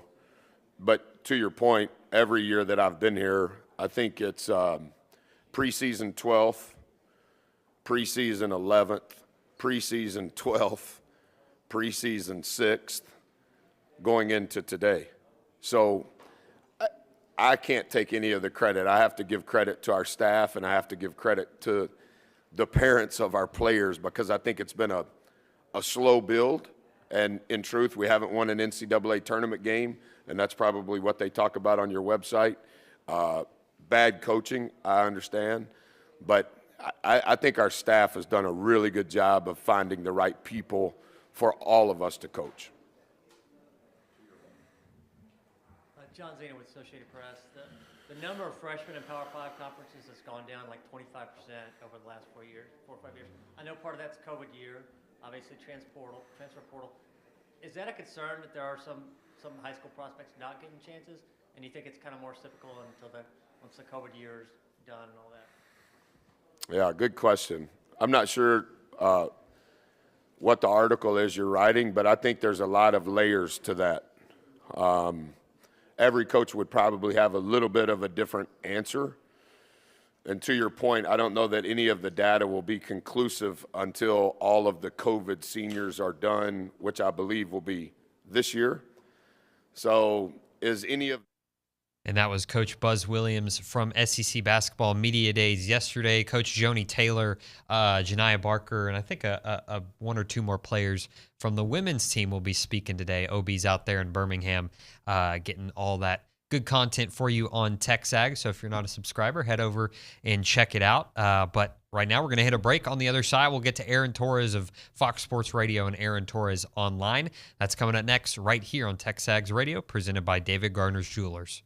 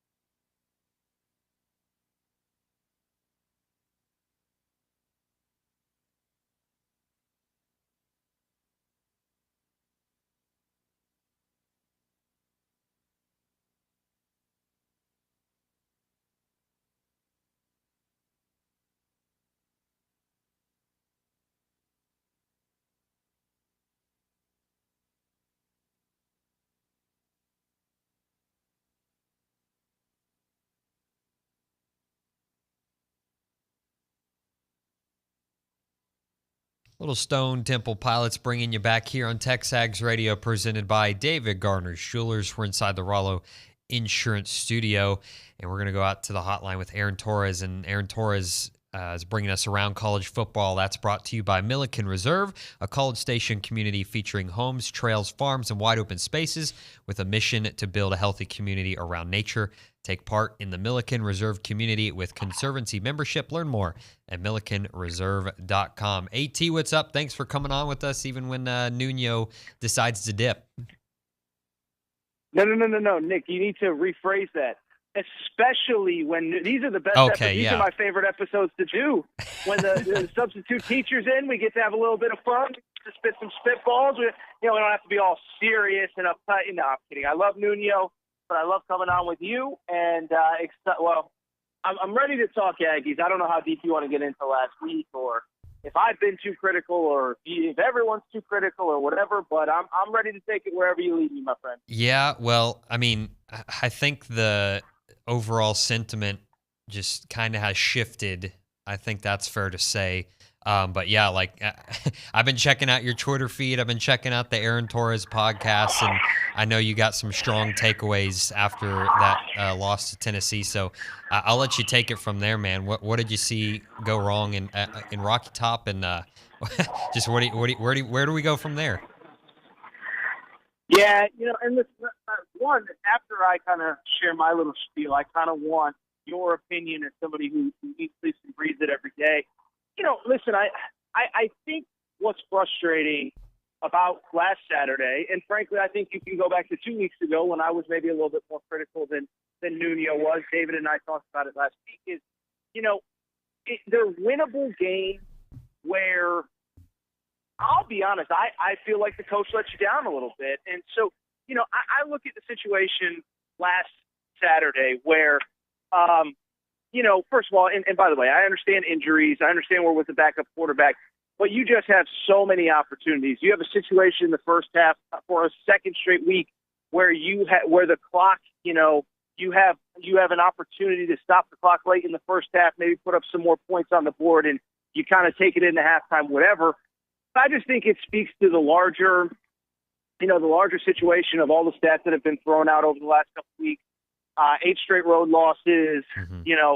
Jimbo still hasn't beaten a ranked team on the road. And it's one thing if it's Bama or if you're at LSU in a peak LSU year and they're just, a national championship contender and you give it your best shot and your best isn't good enough.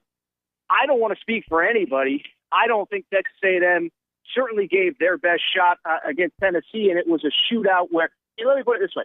Washington and Oregon were on at the exact same time, and that felt like a game that somebody had to lose. Yeah. Tennessee, Texas A&M felt like a game that somebody had to win, and there were so many opportunities for Texas A&M. They could not take advantage of them.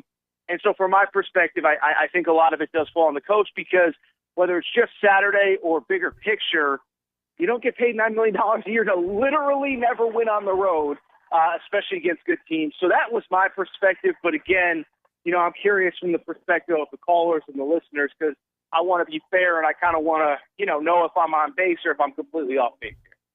Yeah, I think you're on the right track there. For me personally, just what's the frustrating part is like, the offense 2 weeks in a row, Bama, Tennessee, they come out, they look good, right? They at least Bama, they didn't have the points to show for it, but were in the red zone in their first 2 possessions, so had a chance to go up early. A&M's offense early in the Tennessee game looks good, whether it be scripted plays or whatever they're doing, but they're clicking, exactly. And then it kind of just falls apart in the second half where they can't seem to scrape any points across. So that's where my frustration lies. I don't think in terms of the fan base. I don't want to speak for everybody. I don't want to speak for TexAgs or anything, but you're on track there. But yeah, it's it's been something to cover. But just what do you think exactly is the culprit for all the road struggles?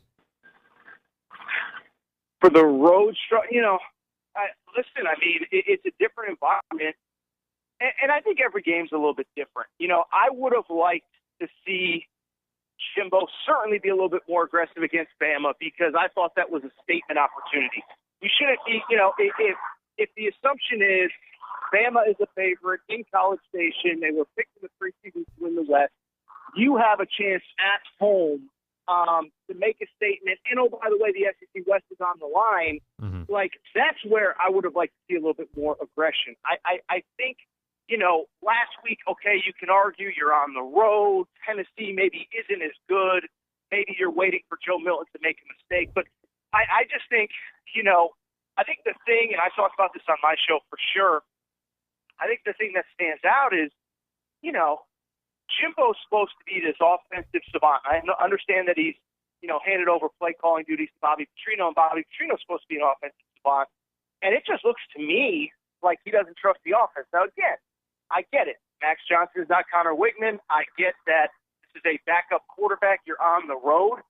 But I also get that, Evan Stewart is going to be a first-rounder 18 months from now, whether you throw him a single ball the rest of his career or not. Nia Smith, and they talk about it on every broadcast, came back for moments like Saturday. And so, one thing I try not to do is be X's and O's expert and claim that I know more than Jimbo or more than Bobby Petrino, because I certainly don't. But what I think stands out is, we're supposed to have two of the brightest offensive minds in the sport, and it just feels like they don't trust the quarterback, they don't trust the offense. So I think that, to me, when I look at last week specifically, again, I get you're on the road. There are certain situations where you want to be a little bit more conservative, but it does feel like a degree of they simply don't trust the offense. And I think that's where I would be concerned when you have an offensive head coach and a very highly paid offensive coordinator. Yeah, we've definitely hit on the struggles these last couple of weeks, from the offensive line to the offensive scheme and even to the overall health of A&M's team. What are you looking for A&M to improve on coming out of this bye week against South Carolina? Within the first 5 to 10 minutes of this game, what changes are you looking for the Aggies to make? Well, I think it's the opposite. First 5 to 10 minutes has gone great the last 2 weeks. I think can you sustain it for 60 minutes? I mean, that is where you have to do it. And I think, one, you're coming off of a bye. The other thing is there's a bunch of winnable games in the back half. Not a bunch, but I would say a bunch. Listen, you have to not only beat South Carolina, win back the fan base by being aggressive, being fearless. You're at home. Mm-hmm. This is your opportunity. Listen, I'm not trying to bash on Shane Beamer, but going into this week, South Carolina has the worst defense in the SEC. Win your fan base back, even with Max Johnson. Go for the jugular and don't let your foot off the gas. And, don't worry about running it up. Don't worry about next year or gentleman's agreement or, we got to go to South Carolina next. No. Make your fan base happy. All those people that pay, X amount of dollars for tickets and tailgating, and they drive in and they spend their whole day and they spend money on food and they spend money on booze. Give them a show. Give them something to be excited about. I think that, to me, is if I was Jimbo Fisher's most trusted,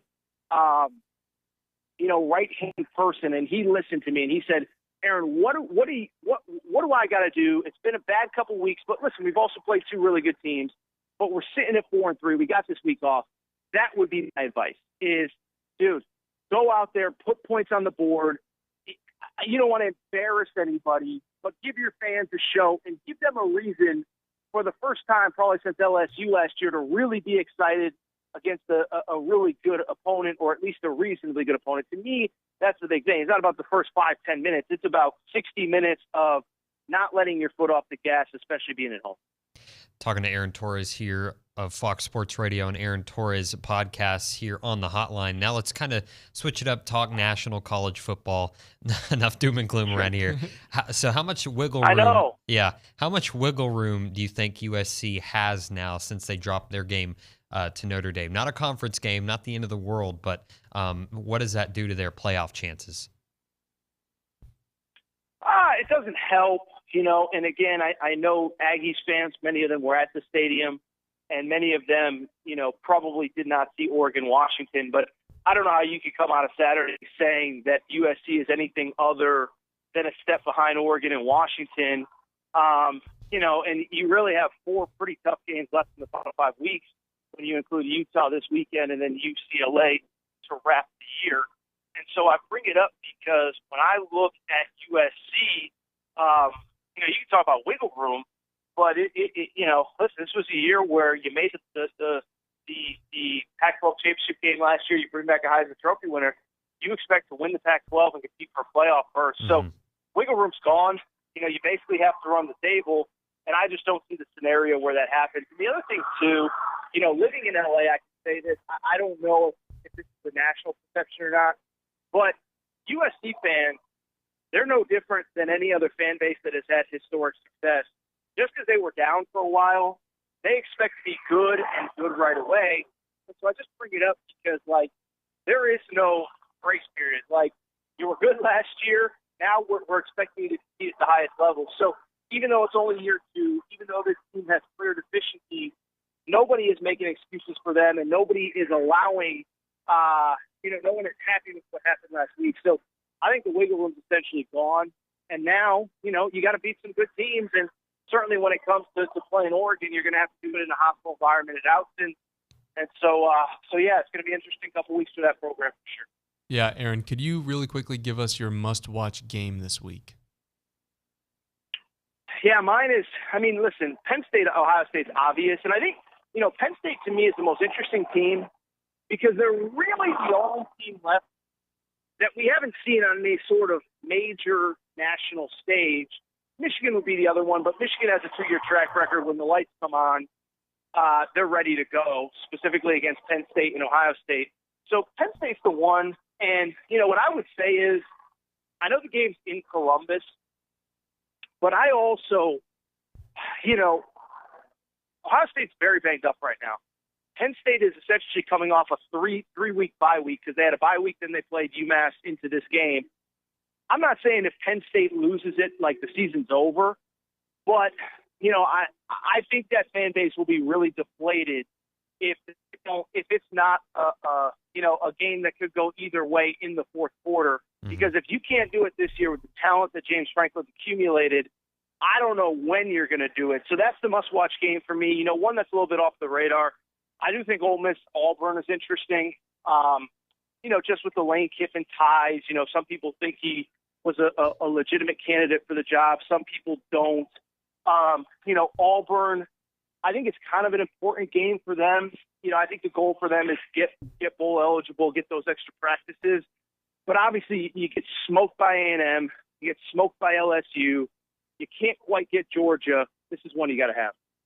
Aaron, can't let you go before we talk a little about Aggie basketball. They're out at Birmingham SEC Basketball Media Days. Just Aggies picked second in the SEC. Wade Taylor, the 4th SEC preseason Player of the Year. Just quickly, about a minute or so. What are your expectations for Buzz Williams and the boys?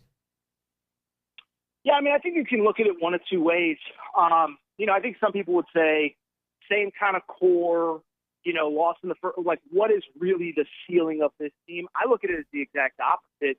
And David and I talked about this in April and May, is I think because A&M didn't get super splashy in the portal because they didn't have to, because they didn't add a bunch of 5-stars like a Kentucky or an Arkansas or Bama or whoever.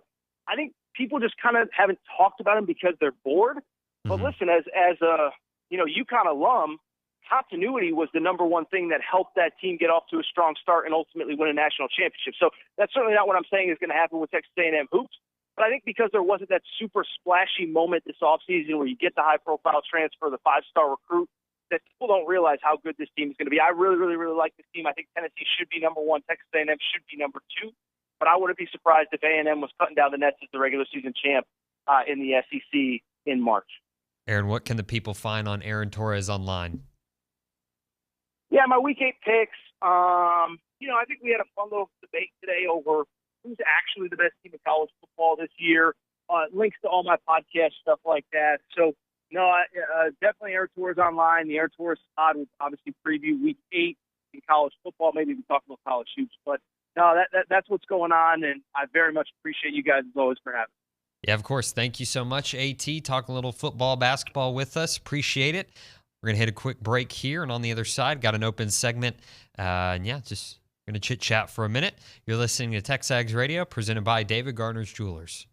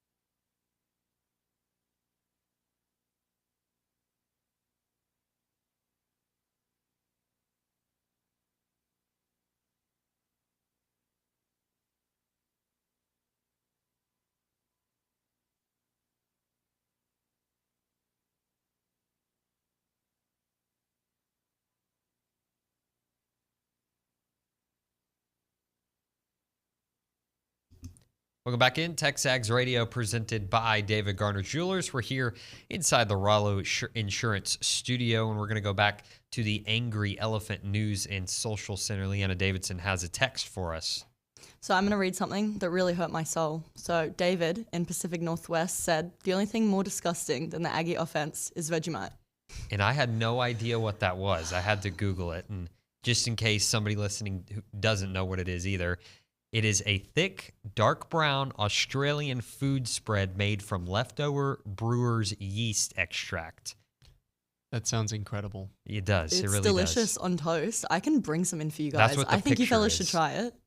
Vegemite. Okay. Maybe not. Speaking of hurtful things from people named David, in case y'all didn't see, David Nuno took a shot at me on Twitter yesterday. So TexAgs internship applications are open, and Kay and I made a little video about that, promoting it. And in the replies, someone said, I need y'all to get my boy Luke Evangelist a fitted polo. Come on, David Nuno, hook my man up with some gear. David Nuno took that opportunity and replied with, I'll take him to Baby Gap with a laughing emoji. So, David, if you're watching this, I just want you to know how much that hurt my feelings. And unfortunately, Nick and I already tried to go to Baby Gap today, but all the schmediums in that section were sold out, so we couldn't get anything from there. But I appreciate the loving comment, as always. David's the best. Just got to sneak it in when he can. All right.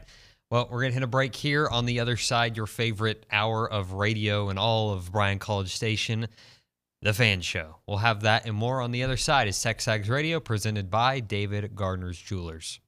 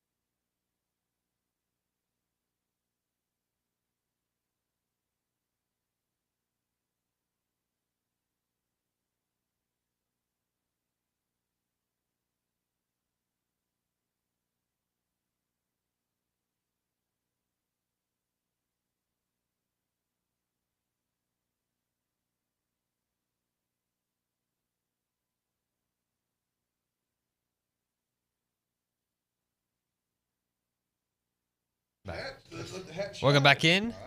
TexAgs Radio presented by David Garner's Jewelers. A little bit of chaos to start off the fan show presented by Girard Construction. Custom home builders for the Brazos Valley since 2002. They don't just build homes, they build relationships. Learn more at girard-construction.com. Matt Browning, Hunter Shirtliff, Roy May with me. Before we go there, Oh boy. and I feel bad because Kelly isn't here to defend himself. How are we feeling about Astros Rangers? A little bit. I feel like we knew it was going to be a series, and I said this last night. If the Astros could find a way to ask Major League Baseball to forfeit their home games and play the rest of them at Globe Life, I feel like this is a pretty good series for the Stros. We suck at home. Yeah, it's strange. It's good watching. I wonder what the national audience is like. I'm not paying attention to that, but it's sure fun for those of us here in the Lone Star State. Yeah, I've actually done a little exercise this week because I'm just at least around Bryan College Station. I found it like 55-45 to Stros. I mean, it's not as heavy Stros leaning as you'd think. There are a lot of Rangers fans here. There's a ton of Rangers fans. Yeah. It's just you never heard from them because they went through a bad spell. And honestly, I think they're a year or two ahead of schedule in the rebuild. I'm loving the series. It's been great. A random sidebar, speaking of that, is there really a better panel right now for baseball than A-Rod, Poppy, and Derek Jeter? I like Jeter. That was cool. They're fantastic. But even better than that is John Smoltz. Smoltz is the best in the business. He's hilarious. And they're bilingual. I mean, so we were getting the translation. Man, the way they did that just played off like unscripted was fantastic. Yeah, with Alvarez last night, that was cool. All right. Yeah, well, I guess we can dive in. We'll do what Nuno does. We'll go around the table and get what's on your mind. So I guess, Mr. Browning, we'll start with you. What's on your mind? Good. Well, I am going to be positive this week. We had a little negativity last week, but we're going to change things today. We're going to be positive, and we're going to talk about basketball. There you go. No, it was a tough week, tough couple games in a row, and I think the bye week is probably coming at a good time. I don't know, really. I mean, it may be. Maybe they wanted to get right back out and hit somebody in the mouth, but it's been a tough couple weeks, and everything from a couple losses, and then lose some big time recruit, at least one big time recruit, and winning cures everything, and if we can use this bye week to get ourselves right and get back on the winning track, and there's still a lot that we can play for this season. Absolutely. Wow, the eye roll. Because I'm wondering, I get that, but I'm like, it was like, and we saw it. We saw out of nowhere. We played good against LSU, and the line plays good. And you're like, where'd that come from last year? I just don't know where it's going to come from this year. But what's on my mind? So, made the trip to Knoxville. Oh, how was that? So missed the fan show last week. We left on a Thursday, so we could have some extra time. Looked beautiful. It was, the newness of a new SEC venue, right? Mm-hmm. That's been fun the last decade, doing things for the first time, whether it's Oxford or Columbia, Missouri, Athens, or whatever. Yeah, Athens was tops. This was up there. I mean, this is a great area. You're sitting at the base of the Smoky Mountains, so you could go up there in Pigeon Forge and Gatlinburg and Dollywood, and their downtown is cool. For the most part, the Tennessee fans, the adults, right, were really cool. We got, just had a good time with them. They were impressed with how much maroon was in town. They were like, "Damn, there's a lot of y'all." I was like, "Yeah, we've never been here, So we haven't been somewhere yet. Everybody wants us to go see it. So we travel well. Beautiful campus on the river. The stadium. You probably heard it's a erector set pile of garbage, right? Egress is a nightmare, absolutely, and they're working on it. But it needs some love. Inside the stadium, I loved it. I love Rocky Top. I mean, I know it wears on you. You can't help but sing along now and then, The checkered board, they were loud. I loved it, except for, Jimbo and the offense. It was really good. We went up to Gatlinburg like two summers ago and went through all that's just gorgeous. And one of my favorite places. But we did go up to Tennessee, or like when we went through Knoxville, went by the stadium and the campus, and it's absolutely beautiful till you see that stadium. That you're like, man, that thing looks like garbage. It looks like old Texas Stadium, just all beat up. But again, it's absolutely gorgeous. Yeah, I think it's cool. The ramps going in are like at a 40% grade, just these giant ramps and like straight up 200 yards. I mean, it's like, oh my God, get my hiking boots out. And then you get in there in the upper deck, we're in the upper deck, and it is straight down. I don't know if anybody's been to the old Amon Carter Stadium back in the day in Fort Worth. I mean, literally straight down. So it was unique. Yeah. Good trip. I'd do it again. Well, Tennessee is a beautiful state. I've had plenty of opportunities to hang out there, and outside, honestly, I know a lot of people aren't going to like this take. Outside of Nashville, Tennessee is beautiful. Yeah, like there's a lot of stuff to do in Nashville, but Nashville's Nashville. Yeah. You know? All right. So what's on my mind? And this has been going for obviously days and really weeks at this point. I have a saying that I've said a lot because I always remember going around, obviously the state, but also because I've been around the country. And people are like, oh, you're from Texas, are you a Longhorn, are you this and that? I'm like, I'm an Aggie. And they always say, oh, I'm sorry, I'm a Longhorn. So you know what's weird? I've never had to apologize for being an Aggie. I've never said, I'm sorry, I'm an Aggie. I'm an Aggie, right? And I see on these boards like, man, it's tough to be an Aggie, man. It's hard to be an Aggie. No, it's not, man. Like you can't tie this university's like self-worth to you to sports. And I get it. I totally get it. Trust me, I'm down in the dumps about the football program. I am. Like it's kind of stinky right now, right? But and the apathy's tough when you hit that point in a program and a fan base. But man, quit all the self-loathing. Brother, you're an Aggie. You're fighting Texas Aggie. This university is a fantastic place. And don't get me wrong, the product across the street is kind of garbage right now, or at least on the offensive side of the ball. Mm-hmm.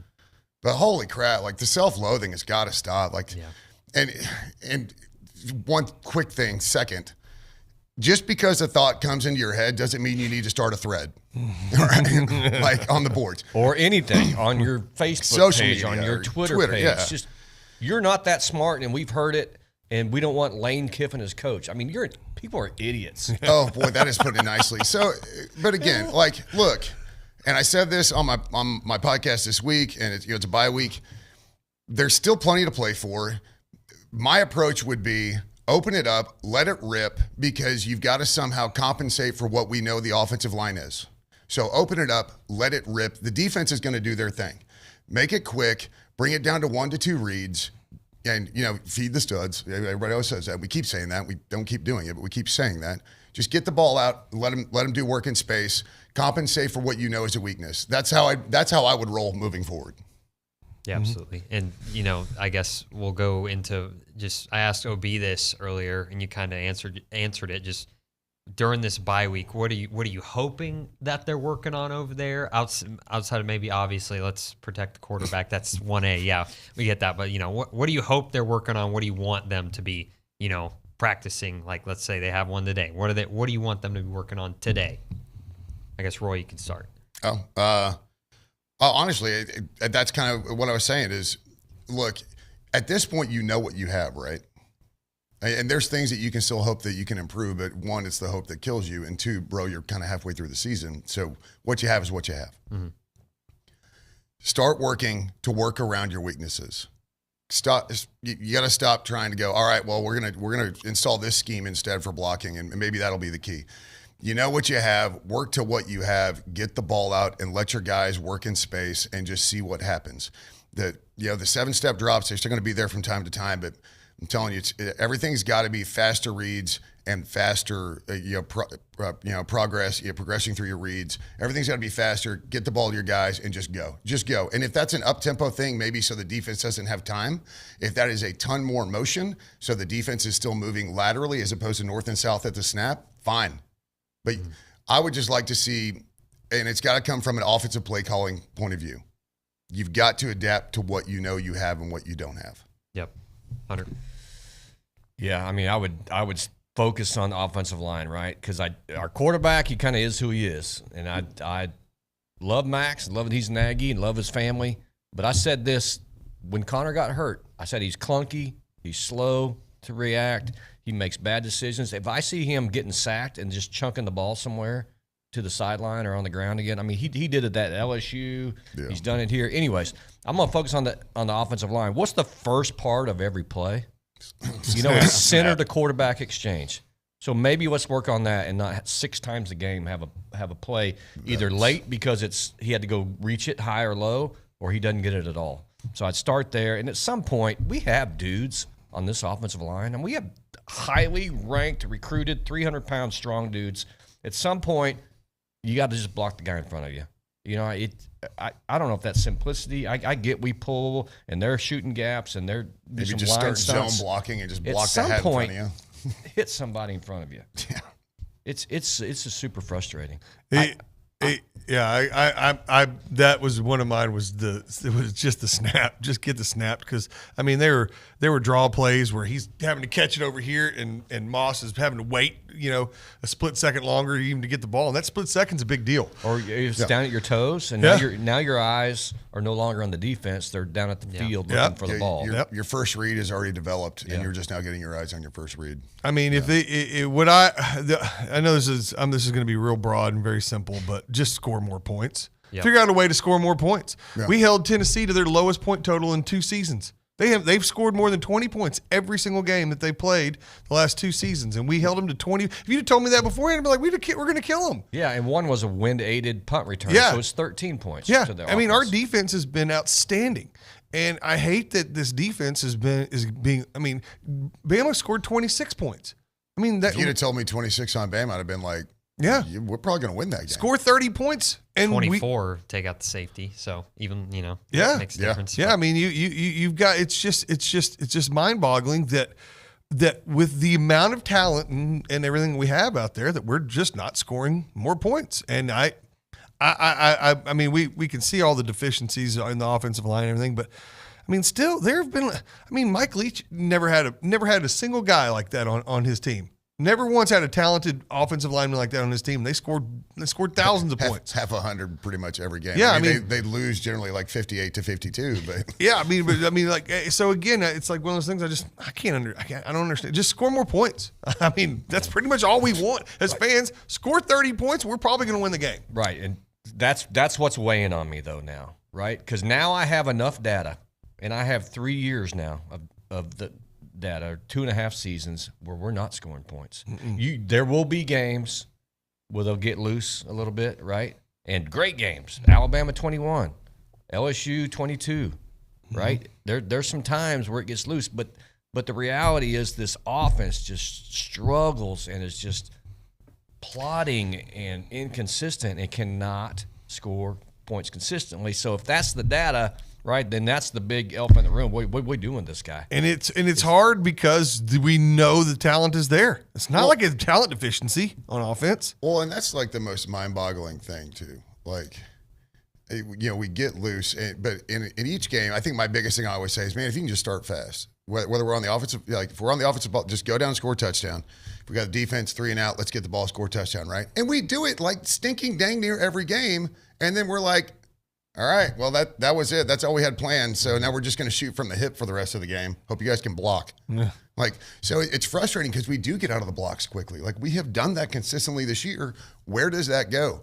When the defense makes adjustments, generally you should probably make adjustments on the offensive side. Mm-hmm. And right now I'm just not seeing it, especially at the half. Oof. By the way, Edward and Austin and Jack, class of '76, liked your little your spiel about being an Aggie. Oh. They texted and showed some love there. But one thing that I've been wondering is, like, where has it gone? Is 2 things: tempo, seen it in flashes. Where's the long ball? I guess that kind of goes with not getting a lot of protection. But I mean, there have been no shots taken in any of these games. It seems like, or not enough, maybe. And he absolutely airmailed one to Evan last week. I mean, it was 10 yards out of bounds. I remember It almost looked like he was running away. Noah caught a long one. I do remember that, but it's just they're few and far between. Well, because he's getting hammered. Yeah, right. The long ball's tough without protection, but I want to go back to short yardage situation. And I know this has probably been rehashed a million times, and I've probably rehashed it a million times. You're down the goal line. Noah Thomas is out one-on-one. Just throw the ball up to him. You can underhand the ball up to him, and probably 65 to 70% of the time he's pulling it down because he's the guy that wins those battles. So again, and I'm not making any excuses for the offensive line. I mean, I think we all know what the product is out there right now, at least how they're performing. And again, they're studs, they're physical specimens, but I don't know why they're not. But man, play calling's got to be blamed some too. Yeah. Absolutely. Because you don't have to throw the ball 65 yards downfield, but you can throw these 25-yard ends and slots and quick skinny posts, and you can throw, these outs that are 20, 25 yards down the field that don't require you to have a ton of protection because the ball should be out before the receiver's breaking anyways. Mm-hmm. But what I see is Max waits for the receiver to be open as opposed to throwing them open. Connor throws people open. Max waits for them to come into an opening, and that's where you're already late. And just open a hole for a running back for once. I mean, my goodness, we cannot run the football. We just can't run the football. And then we break off like a 35-yard gain. So it's focus. I don't know. It's so crazy. I mean, we just cannot run the football. We can't protect and we can't run the football. And it's so frustrating. Well, and that's what's frustrating is we don't allow them to run the ball. None of our opponents are running the ball on us a ton. Mm-hmm. And if they do, it's because we completely shut down their pass game. But, run the ball, control the clock. So the defense is doing their job on that side, but offense has got to hold their end. Mm-hmm. It's crazy how the conversation has flipped from the first couple weeks. Yeah. Man, we got to figure out the defense. Back to man, we got to figure out the offense again. So that's pretty wild. But hey, we're going to hit a quick break here. I want to talk to y'all about Brazos Running Company real quick. They're located in Century Square, local Aggie-owned and operated specialty running store with an outstanding selection of running gear and shoes, including sought-after brands like Brooks, On, and Hoka. If you're a runner, walker, or interested in fitness, the right shoe makes all the difference at Brazos Running Company. They're passionate about running and about finding the right shoe for you. Other brands to highlight: Birkenstock, market-exclusive retailer for Viore clothing. Remember, it's never too early to check off that holiday shopping at Brazos Running Company. Brazos Running Company, located in Century Square below Star Cinema Grill in College Station.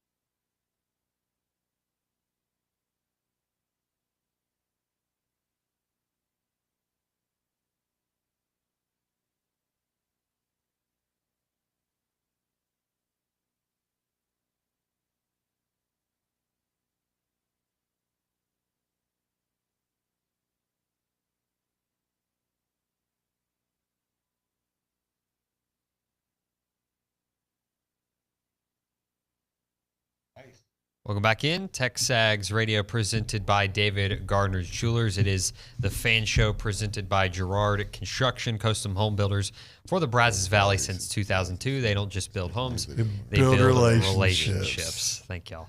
GirardConstruction.com. Yeah, there you go. Got it. Let's see. Where do we want to go? Let's do this. Co-sponsored by Vegemite. There you go. Yeah, even. Lisa Social Center. Are y'all just trying to throw me off my game? Is that the goal here? Well, the problem is you've got the script Aggies hoodie, so you are so on top of your game. We have to pull you down to our level. I guess. Hey, we can talk basketball if you want. We'll get into that in a minute. Nice. We'll do that in a minute. That's positive. I think we still got to. Pumped about basketball. We'll talk a little bit more about Aggie football here. Do a little national college football. Then Yeah, we'll dive into some to Aggie basketball. So just Zoe, I know we got the schedule graphic. If you could pop that up, just with 5 games left. I guess. Oh, we're gonna do the what do you see left? Oh, I guess, yeah. Where's your confidence level in all these games? What do you see? Hey, happening? remember when we were 4-1? That was fun. Well, I'm not super positive about South Carolina. That's an offense that can move the ball, so you better start scoring with them. And I don't know if we can do that. Ole Miss, that's an L. At LSU's an L. So 7-5 is probably your best case now. I think most would agree with me. So then there's some decisions up there in the Bright Building or Rudder Tower or Bar or Man, Republic, if it's coming from Rudder, then we really need to talk about things that run around wherever here. we make those Dixie decisions. Chicken, yeah. All right. Well, and I'm the resident sunshine pumper, right? That's generally my job. And it's not my job. It's something I embrace. It's me. Sure. It's Be me. It's that who I guy. am. We like it. I like South Carolina. I like it to be a win. I think coming off a bye week, you got some people getting healthy. And I know South Carolina can move the ball, but our defense has shown that no matter how much you move the ball, our defense can slow you down, minus Tyler Van Dyke. I think their defense has shown that they're not very good. Their defense, and I agree with that. statistically the worst. I think South Carolina plays into our kind of get right game kind of mentality. That's what I'm saying. Maybe that's a feel good. Your offense can step on South Carolina. Hey, even if if we can put up 30, 35 points, which again we haven't seen lately, but we also haven't played their defense. Lest we forget that was a defense full of Alabama. Do we have a time for that game yet? So South Carolina's 11 a.m. Oh, yeah, great. Hell yeah, man. Yeah, at Ole Miss, I think that's literally where you get to say what the last 3 games turn into. If you go on the road, Ole Miss, and you win, I think all of a sudden you're like, all right, we're going to beat the Cowbells here at home. Obviously, we're going to beat ACU, and then maybe we give LSU a run for their money in the Red Stick. So I'm confident about South Carolina. I think Ole Miss is the true measuring tape. Because what was our biggest things? Like, we want to be the Alabamas of the world. And then what would we always have to say? Well, we need to beat the Mississippis of the world first, right? Yeah. And so maybe this is, look, and I know I'm being, on the right side of middle of the road, and I'm being a little positive, but I think South Carolina's a dub. And I think Ole Miss is going to tell us exactly who we are. Because, again, Ole Miss can move the ball, but lest we forget, we do have a defense. Mm-hmm. So I think – I'm not going to predict all the way through. I think the Ole Miss is where we'll truly know what's going to happen. But I firmly believe South Carolina's a victory. I'm going to say that, looking at this, you've got it does somewhat play into our hands, I'd say, in a little bit in regards to we don't have another defense on this list like the 2 we just played. Absolutely, yeah. Tennessee and Bama's defenses were quite a bit better than anybody that we have left on the schedule. Now, some of their offenses are better. We were playing much better offenses, but we, again, like you said, we have a defense. So we are more than capable, talent-wise, everything else, to win every single one of these games. Yep. But I will also say that we've done nothing in the last 3 seasons or 4 seasons or since 2014 that tells me we're going to beat a ranked team on the road because we haven't done it since 2014. It would be like the most Jimbo thing ever to run the table. And we have not heard, right, we got till next week on the Ole Miss game time, but that's a 6:30 drunk SEC Ole network. Miss Rebel kick, or Black Bears or whatever they are now. Yeah, smarmy, smirky, Eddie Haskell loving, Lane Kiffin just punks Jimbo again. That's my drinking $12 a bottle of bourbon with their pinky in the air. That's Ole Miss. Well, have y'all been there? Been to Oxford? Yeah. The Grove? Wildly overrated. Really? Yes. Oh, okay. So that's what I was kind of getting at. Hang on. They don't. We have a disagreement with the that. The campus is gorgeous. Everybody says that. But, they're the OG on tailgating. No, it's a ton of fun, but it's like. And I get it. It's changed. It used to be the station wagon pulled up in the Grove there, and it evolved. the first time we went, we had a Ole Miss tailgate to go to, so I think it changed. If you're just lost in the crowd walking those sidewalks, yeah, it sucks. It's stupid crowded, but I still like it. It's just different. I'm not saying it's not totally fun. different. Yeah, I'm not saying it's not fun. I'm just saying like it's not what it's piped up to be. But look, it can be a ton of fun. It really can. It's a ton of tailgates packed into a closet. The square's cool. It's a super small town. It's cool. It's a great Stadium town. Is like Baylor-esque. It is. But the campus is just gorgeous. Floyd Casey Baylor-esque. That's what. Oh yeah, definitely Floyd Casey. It's just, it reminds me of SMU. But yes, I think that we have the ability to run the table. We have the talent. We have everything we need. I just don't. But if you ask me if we're going to, I would tell you no. I think we're going to go. I think we're going to go Miami's 3-2 in not these that last good. few games. We've seen that now, and they smoked us. I just.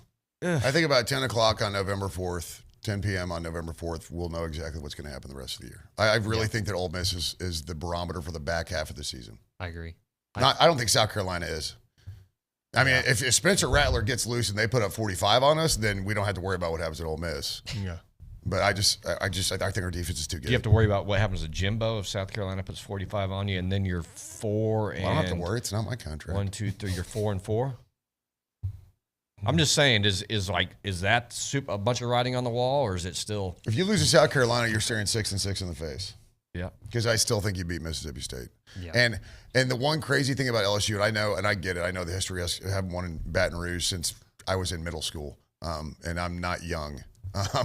But man, LSU's defense just checked out, and went to the beach for the year. That game, at least every game LSU plays, tells you that game's going to be a shootout, which I don't know if that's a good or bad thing. If you're able to step back and remove your hatred for LSU, there's some wildly entertaining games. I love when there's 120 points in a college football game. Yep. Yeah. I'm a huge fan of that. Yeah, I Jaden mean, Daniels is fun to watch. He's slippery and good. So he is. If let's just say for example, I'm going to pump some sunshine here. I'm going to be optimistic. Yeah, because it's really hard for me. But I will say that if we take this bye week and use this as our get right week, all right, get the offense just somewhat flowing, get them. I mean, because the defense is going to do what they're going to do. I think we know who they are. If we can get the offense going, and you're playing against defenses, there's not a single top 50 defense left on this schedule. No. I mean, if we can get right on the offensive side, we can run the table. I'm just saying we can. I'm not saying we're going to. That's the most positive I've ever heard him in my life. God, but what is this? We can. I mean, it's possible. I'm looking at this. It's right there in front of me. You need a breather. And no eye roll this time. Nope. Yeah. No eye roll. I'm looking at this going, okay. The more and more I look at it, the more and more I think about it, how bad Ole Miss and LSU's defenses are. They're terrible. They are awful. And if our defense can slow them down and our offense can just move the ball, I mean, Tennessee's got an awesome offense. We held them to 20 points. That's their lowest total in 3 seasons. You certainly don't want to get in a track race with Spencer Rattler or Ole Miss. But if we can turn this into like a steeplechase track race where we don't have to run that fast, we just have to beat them by the end. That's kind of us, like stepping in puddles. Keep the pressure. That's unfortunately a really good analogy. It's like kind of stumbling over some blocks, stepping in puddles. That's our offense. But at the end, if we can beat you across the finish line. Yeah. Exactly. Everybody else is sprinting, and we're running the steeplechase. Damn it. So, yeah, you're running a steeplechase like with a 3-legged donkey with this offense. I mean, seriously, I've seen enough. I just don't have any optimism there that I can. Yeah, you slip one of those wins in. Maybe I just don't have a lot of optimism. We've allowed more than 30 points one time this season. And if we can get right against these bad defenses, we can score 30 points. We win. You scored 20 against Auburn because you got a punt return in there. I mean, man, you messed around with Arkansas. I'm gonna have to give Hunter a hug at the break. 20 points against Bama. I'm okay with that, I guess. Last week was disgusting because you had opportunity after opportunity after opportunity. That's what's frustrating. To run down the field on Tennessee, and Jimbo's not allowing some opportunities by just not calling timeouts at the end of the half, taking 2 weeks in a row, 3 timeouts in his pocket to the locker room. It kind of goes back to what Roy opened with. At some point, just cut loose. Who cares at this point? Just go. Yeah. I mean, act like it's Fran's last game in 2007. You remember it was like Steve McGee throwing it around. You're like, where's this come from? Just take it high and let it fly. Let's go. Right. How big of a difference? This might be a dumb question. How big of a difference to you personally is 7-5 or 8-4? Is there? I guess it depends on what. 8-4 gets us to 9 wins after a bowl win, assuming we win the bowl, and 9 is a little bit more palatable. Yeah, 8-4 means that we beat a 8-4 means that we beat a ranked team on the road. Yeah, yeah, which would be a huge deal. Yeah, difference. I agree. That's a big difference. 7-5 and losing both Ole Miss and LSU is a bomb. Like if you end up at 7-5 and you somehow win one of those road games, like there's a lot of narrative between those two. Like there's a lot of different scenarios. But if it's 8-4, I mean, okay, I'll buy that because let's say you're 8-4 and you just went on a South Carolina at Ole Miss, Mississippi State, and ACU 4-game win streak. I think that would make 8-4 more palatable, maybe. Yeah, 8-4 is way more palatable than 7-5, or because of the way the schedule finishes. Or look at last year, 5-7 felt awful, but you were like, at least we got those jerks from Baton Rouge, like in the season on a high. So I mean, how many times did we save Les Miles' job? What if you go win, you lose in Oxford, and then you win out? Again, like either way, both of those are palatable. I think ending on a poor, like losing in Baton Rouge is just. So no, that was actually an excellent question. Yeah, that's a fantastic question. Good. I'm glad it worked out that way. Because 8-5, Luke's got this thing down. Yeah, because 8-5 because of a bowl win isn't really acceptable. Yeah. But 9-4 after a couple of really disappointing weeks and laying a turd in Miami. After a 5-7, after a 5-7 year from last year, you lose your 9-4? starting quarterback in the third week of the season. Yeah, I mean, I guess that's the way that you could sunshine pump it. There you go. And maybe, just maybe, 9 with a chance for 10 in a bowl. We'll hit a break on the other side. You're speaking my language. You're speaking my language, Savage. On the other side, we'll talk a little bit of national college football and all of that good stuff. You're listening to TexAgs Radio, presented by David Garner's Jewelers.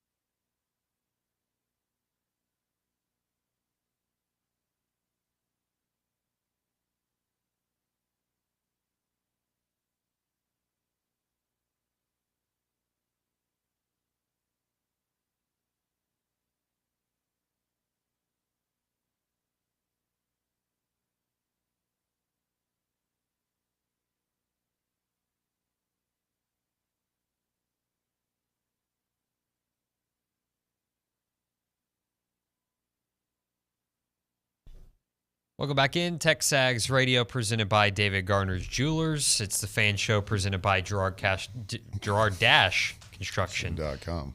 Custom home builders for the Brazos Valley since 2002. They don't just build homes, they build relationships. Learn more at Gerard-construction.com. Gerard-construction.com. Thank you. That's right.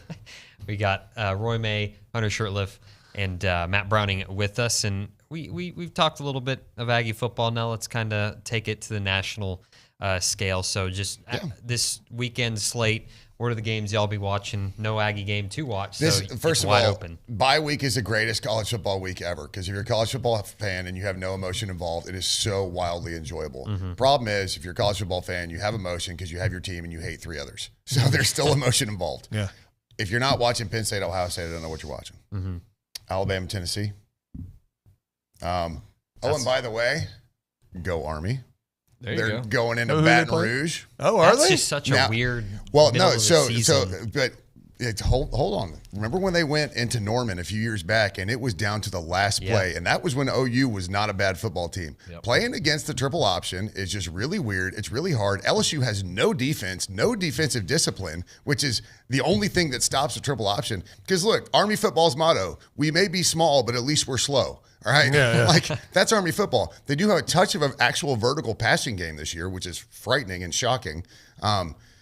They took us to overtime at the Alamo Dome a few years ago. It's just weird. Nobody sees the triple option. And against a defense that has no discipline, I'm not saying this is going to be a close game, but I'm not saying I'm not going to watch it. There you go. But Penn State, Ohio State, I mean, it has to be. And that's the 11 a.m. Big Ten kick, the big game on Fox. Big noon kickoff. They're marketing that sneaky well. good games. Keep an eye on Washington State, Oregon.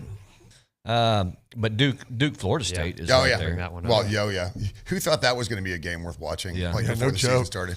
Well, the Ags are on bye, the Cowboys are on a bye, so this is a weekend. This would have been a great weekend to take a vacation. Baseball weekend. It's all baseball. That's why I'm here. It's all. Said, see it's all baseball this weekend. And we'll get to it in a sec. But how about last week? So I was on Tennessee time, Eastern Standard Time, or daylight, whatever they call it, right? I stayed up till 2:30 in the morning watching Colorado, Stanford. Sheesh. Oh, that was fun. Yeah. Because we'd went out and had the dinner and saw Knoxville. And catch that guy made.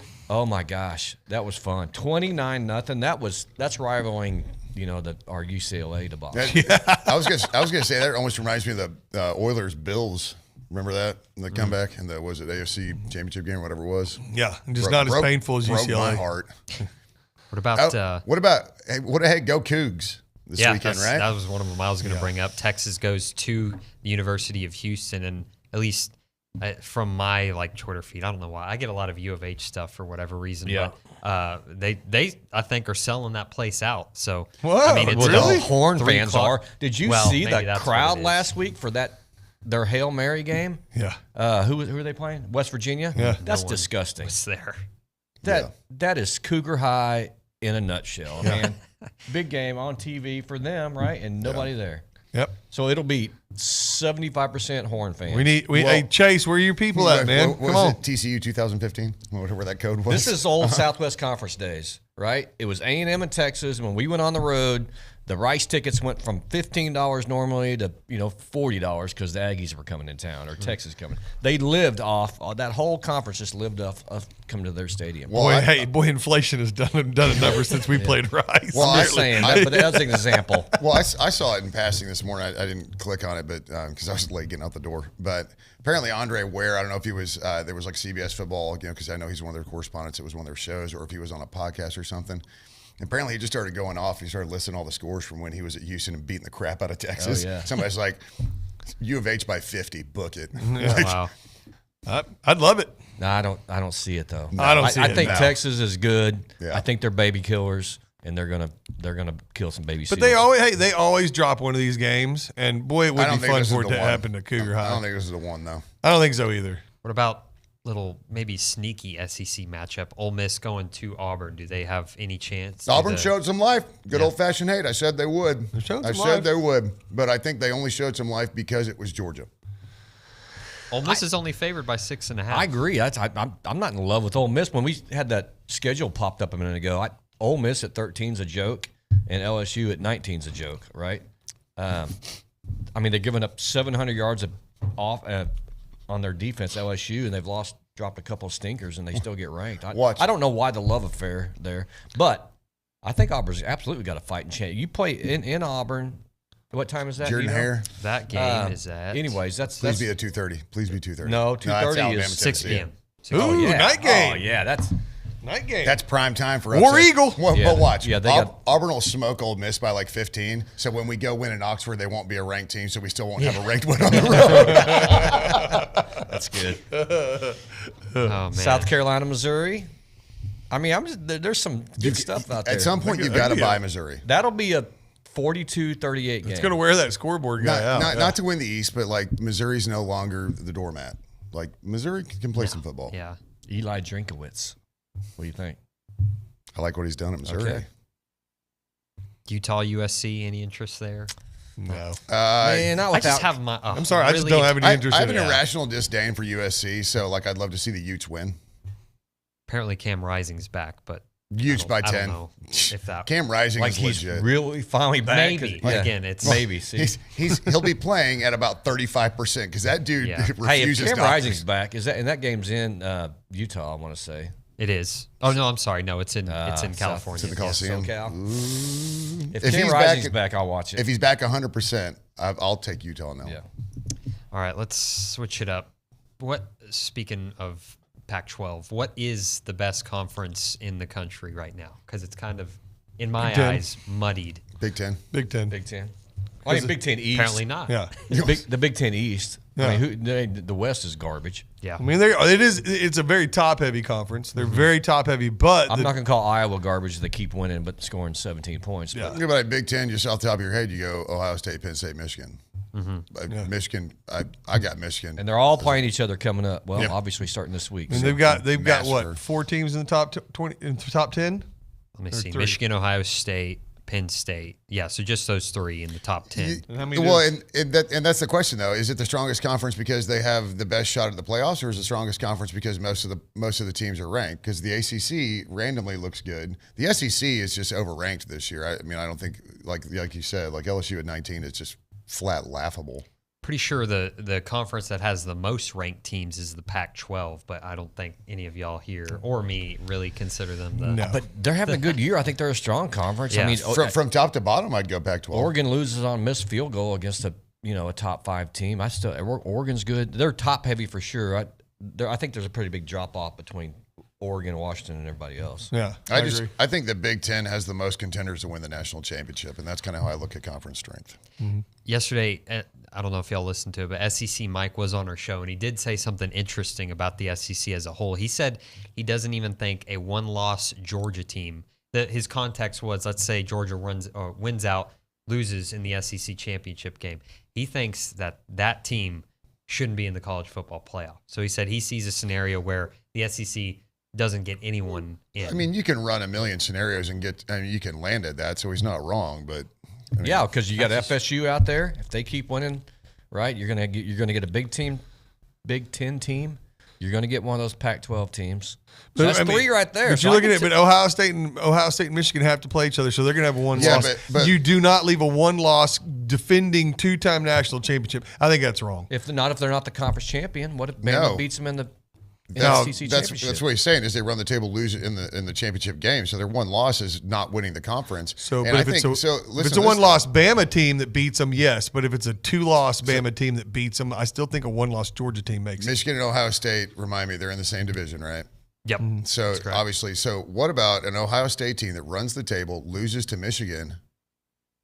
I mean, do we talk about leaving them out? If they're only lost, could think about who they would have beat. Penn State. I think the on the Big road. Ten is certainly in a better position to have a one-loss, Agreed. even a one-loss champion in Yeah. the playoffs than the This is a SEC. story every year. I though, would it think. seems I like would with think those two. I would think it's absolutely crazy to leave a one-loss Georgia team out of the playoffs. That's the 2-time defending national champion. That has to give you something. But that's the problem. It shouldn't, because those championships mean nothing to this Yeah, year. I was about to say, how Here's much the do you question. weigh that? Boy, hey, OU we're runs the Georgia table, fans. Texas We beats- want that. OU runs the table, gets beat by the Sips in the Big 12 game. What do we do? Sips are in and OU's out. I mean, that's going to work that way. That's how it always Right, would. but Because that committee, they've already shown with an exception out there, Penn State, that and I guess TCU, but they're going to favor conference champions. I know there's some exceptions. There just was one, but they do weigh heavily on the conference. And the later the wins, the better. The later the losses, the worse. Yep. So it always has been. Think about this.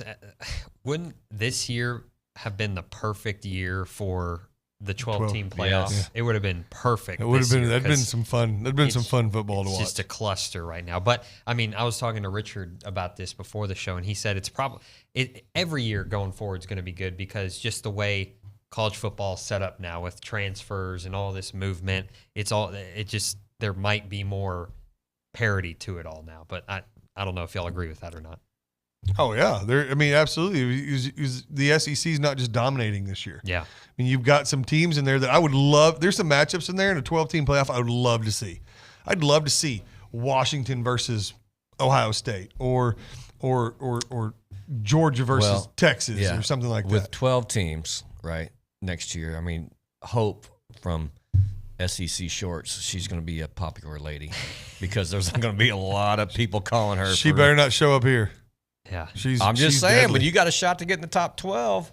I mean, look right now, LSU would be they're saying, knocking hey, on the door. We're going to get back in this thing. Ole Miss is going to say we're in, so it's going to be fun. Yeah, absolutely. We'll hit a break here, but hey, right now we want caller number 1 to call in, and we'll give you a free car wash from Aggieland Express Car Wash in South College Station off of William D. Fitch in Greens Prairie. Aggie owned and operated while the friendliest staff and personal touch. They offer monthly memberships. We'll give the first caller a free car wash right now at Aggieland Express in South College Station, 979-693-1150.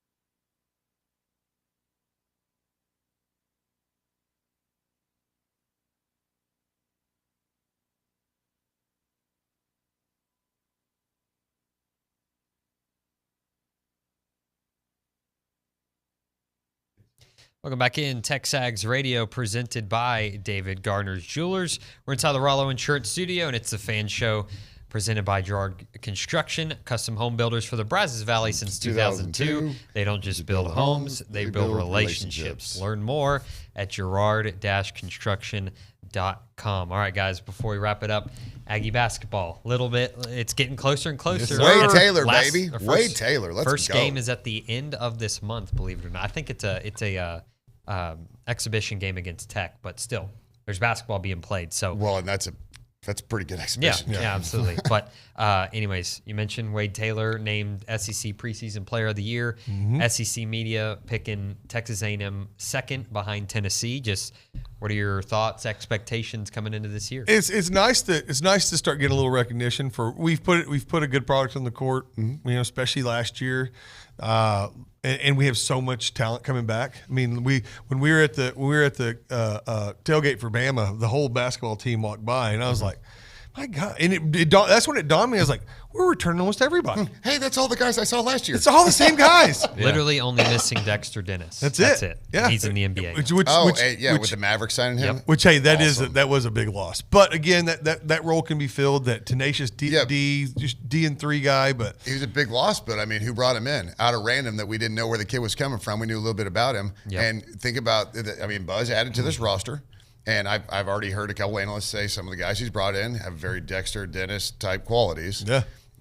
Buzz is going to get his dudes, and Buzz, this is kind of, there's a parallel here as far as like, we got to give him a little bit of time, let him get his guys in his system. But now Buzz is ranked, preseason 15, right? Yep.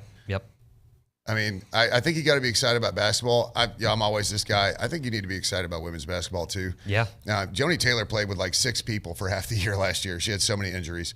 But I think you need to be excited about who she has on the roster as long as they stay healthy. Watch out for the ladies too. Yeah. It's just motivating to hear Buzz talk. I caught his highlights this morning. Isn't it great? Yeah. Love that guy. Yeah. He won't take any credit. And I'm casual basketball guy. Like I'll catch 2 games in December. I'll kind of, but I'm not gonna pay. I'm that guy that doesn't pay attention until the college football. You're a baseball guy. Over. But I love this team and I love Buzz. So I go to games early though. Yeah, the same way. It's easy to buy into this program because of Buzz, and not just that we were successful like win-loss column. These kids are just successful kids. He's breeding men of character, and I think there's so much to be said for that. And when you interact with the players, it's so great. Well, how can you root against them? Yeah, I mean, at the end of last season, the very last game, we just got beaten. We just got beaten in the tournament. What's the first thing he does? He walks into the locker room, has all the guys put their hands on Dexter Dennis and prayed for him in his future, in his career. That's the kind of guy, like you said, he's building men of character. I love Buzz far more than the X's and O's and the wins. Well, he's just that good a dude. And I think Hunter nailed it. You don't have to be a basketball fan to love this basketball team. That's how I am. Yeah. Before I started working here, I was kind of casual about it. But you were aware we had a program. Exactly. Yeah. But now that I've gotten a chance to meet some of the players coming through here, they're all freaking awesome dudes. Amazing. Buzz is so fun to listen to, and they're fun to watch too. Like they just by the way, they're good. They're good. By the way, first and foremost, they win. Yeah. So it's fun to watch. But before we go, fun note that Kate actually was just in here, put together, brought it up to OB earlier. The returning class years for the past 5 national champions: UConn, 3 seniors, 1 junior, 1 sophomore; Kansas, 2 seniors, 2 juniors, 1 sophomore; Baylor in 21. 2 seniors, 3 juniors. A&M, 3 seniors, 2 juniors. Some experience, yeah. Winning it all, baby. I mean that's we're not going to lose the game. I'm just going to. I mean, in college basketball, I mean, those guys it's hard to get guys that will stay till their senior year. But when you get guys that will stay their senior year that are actually good at basketball, it just makes such a difference. It is huge. Absolutely. Well, gentlemen, thank y'all so much for enjoy joining the bye week, hunting weekend. Zach Bryan, whatever you're doing. Beautiful good job, weather. Luke. Yeah. Nick, let's go. Luke was there. Luke was Nick, it's all right. Sorry, you're good. I blew that. That's Damn all right. it. I'm off the show. Come back, Nuno. You're good. Yeah. Thank y'all so much for listening in. Louis Bellina on the other side. This has been TexAgs Radio presented by David Gardner's Jewelers.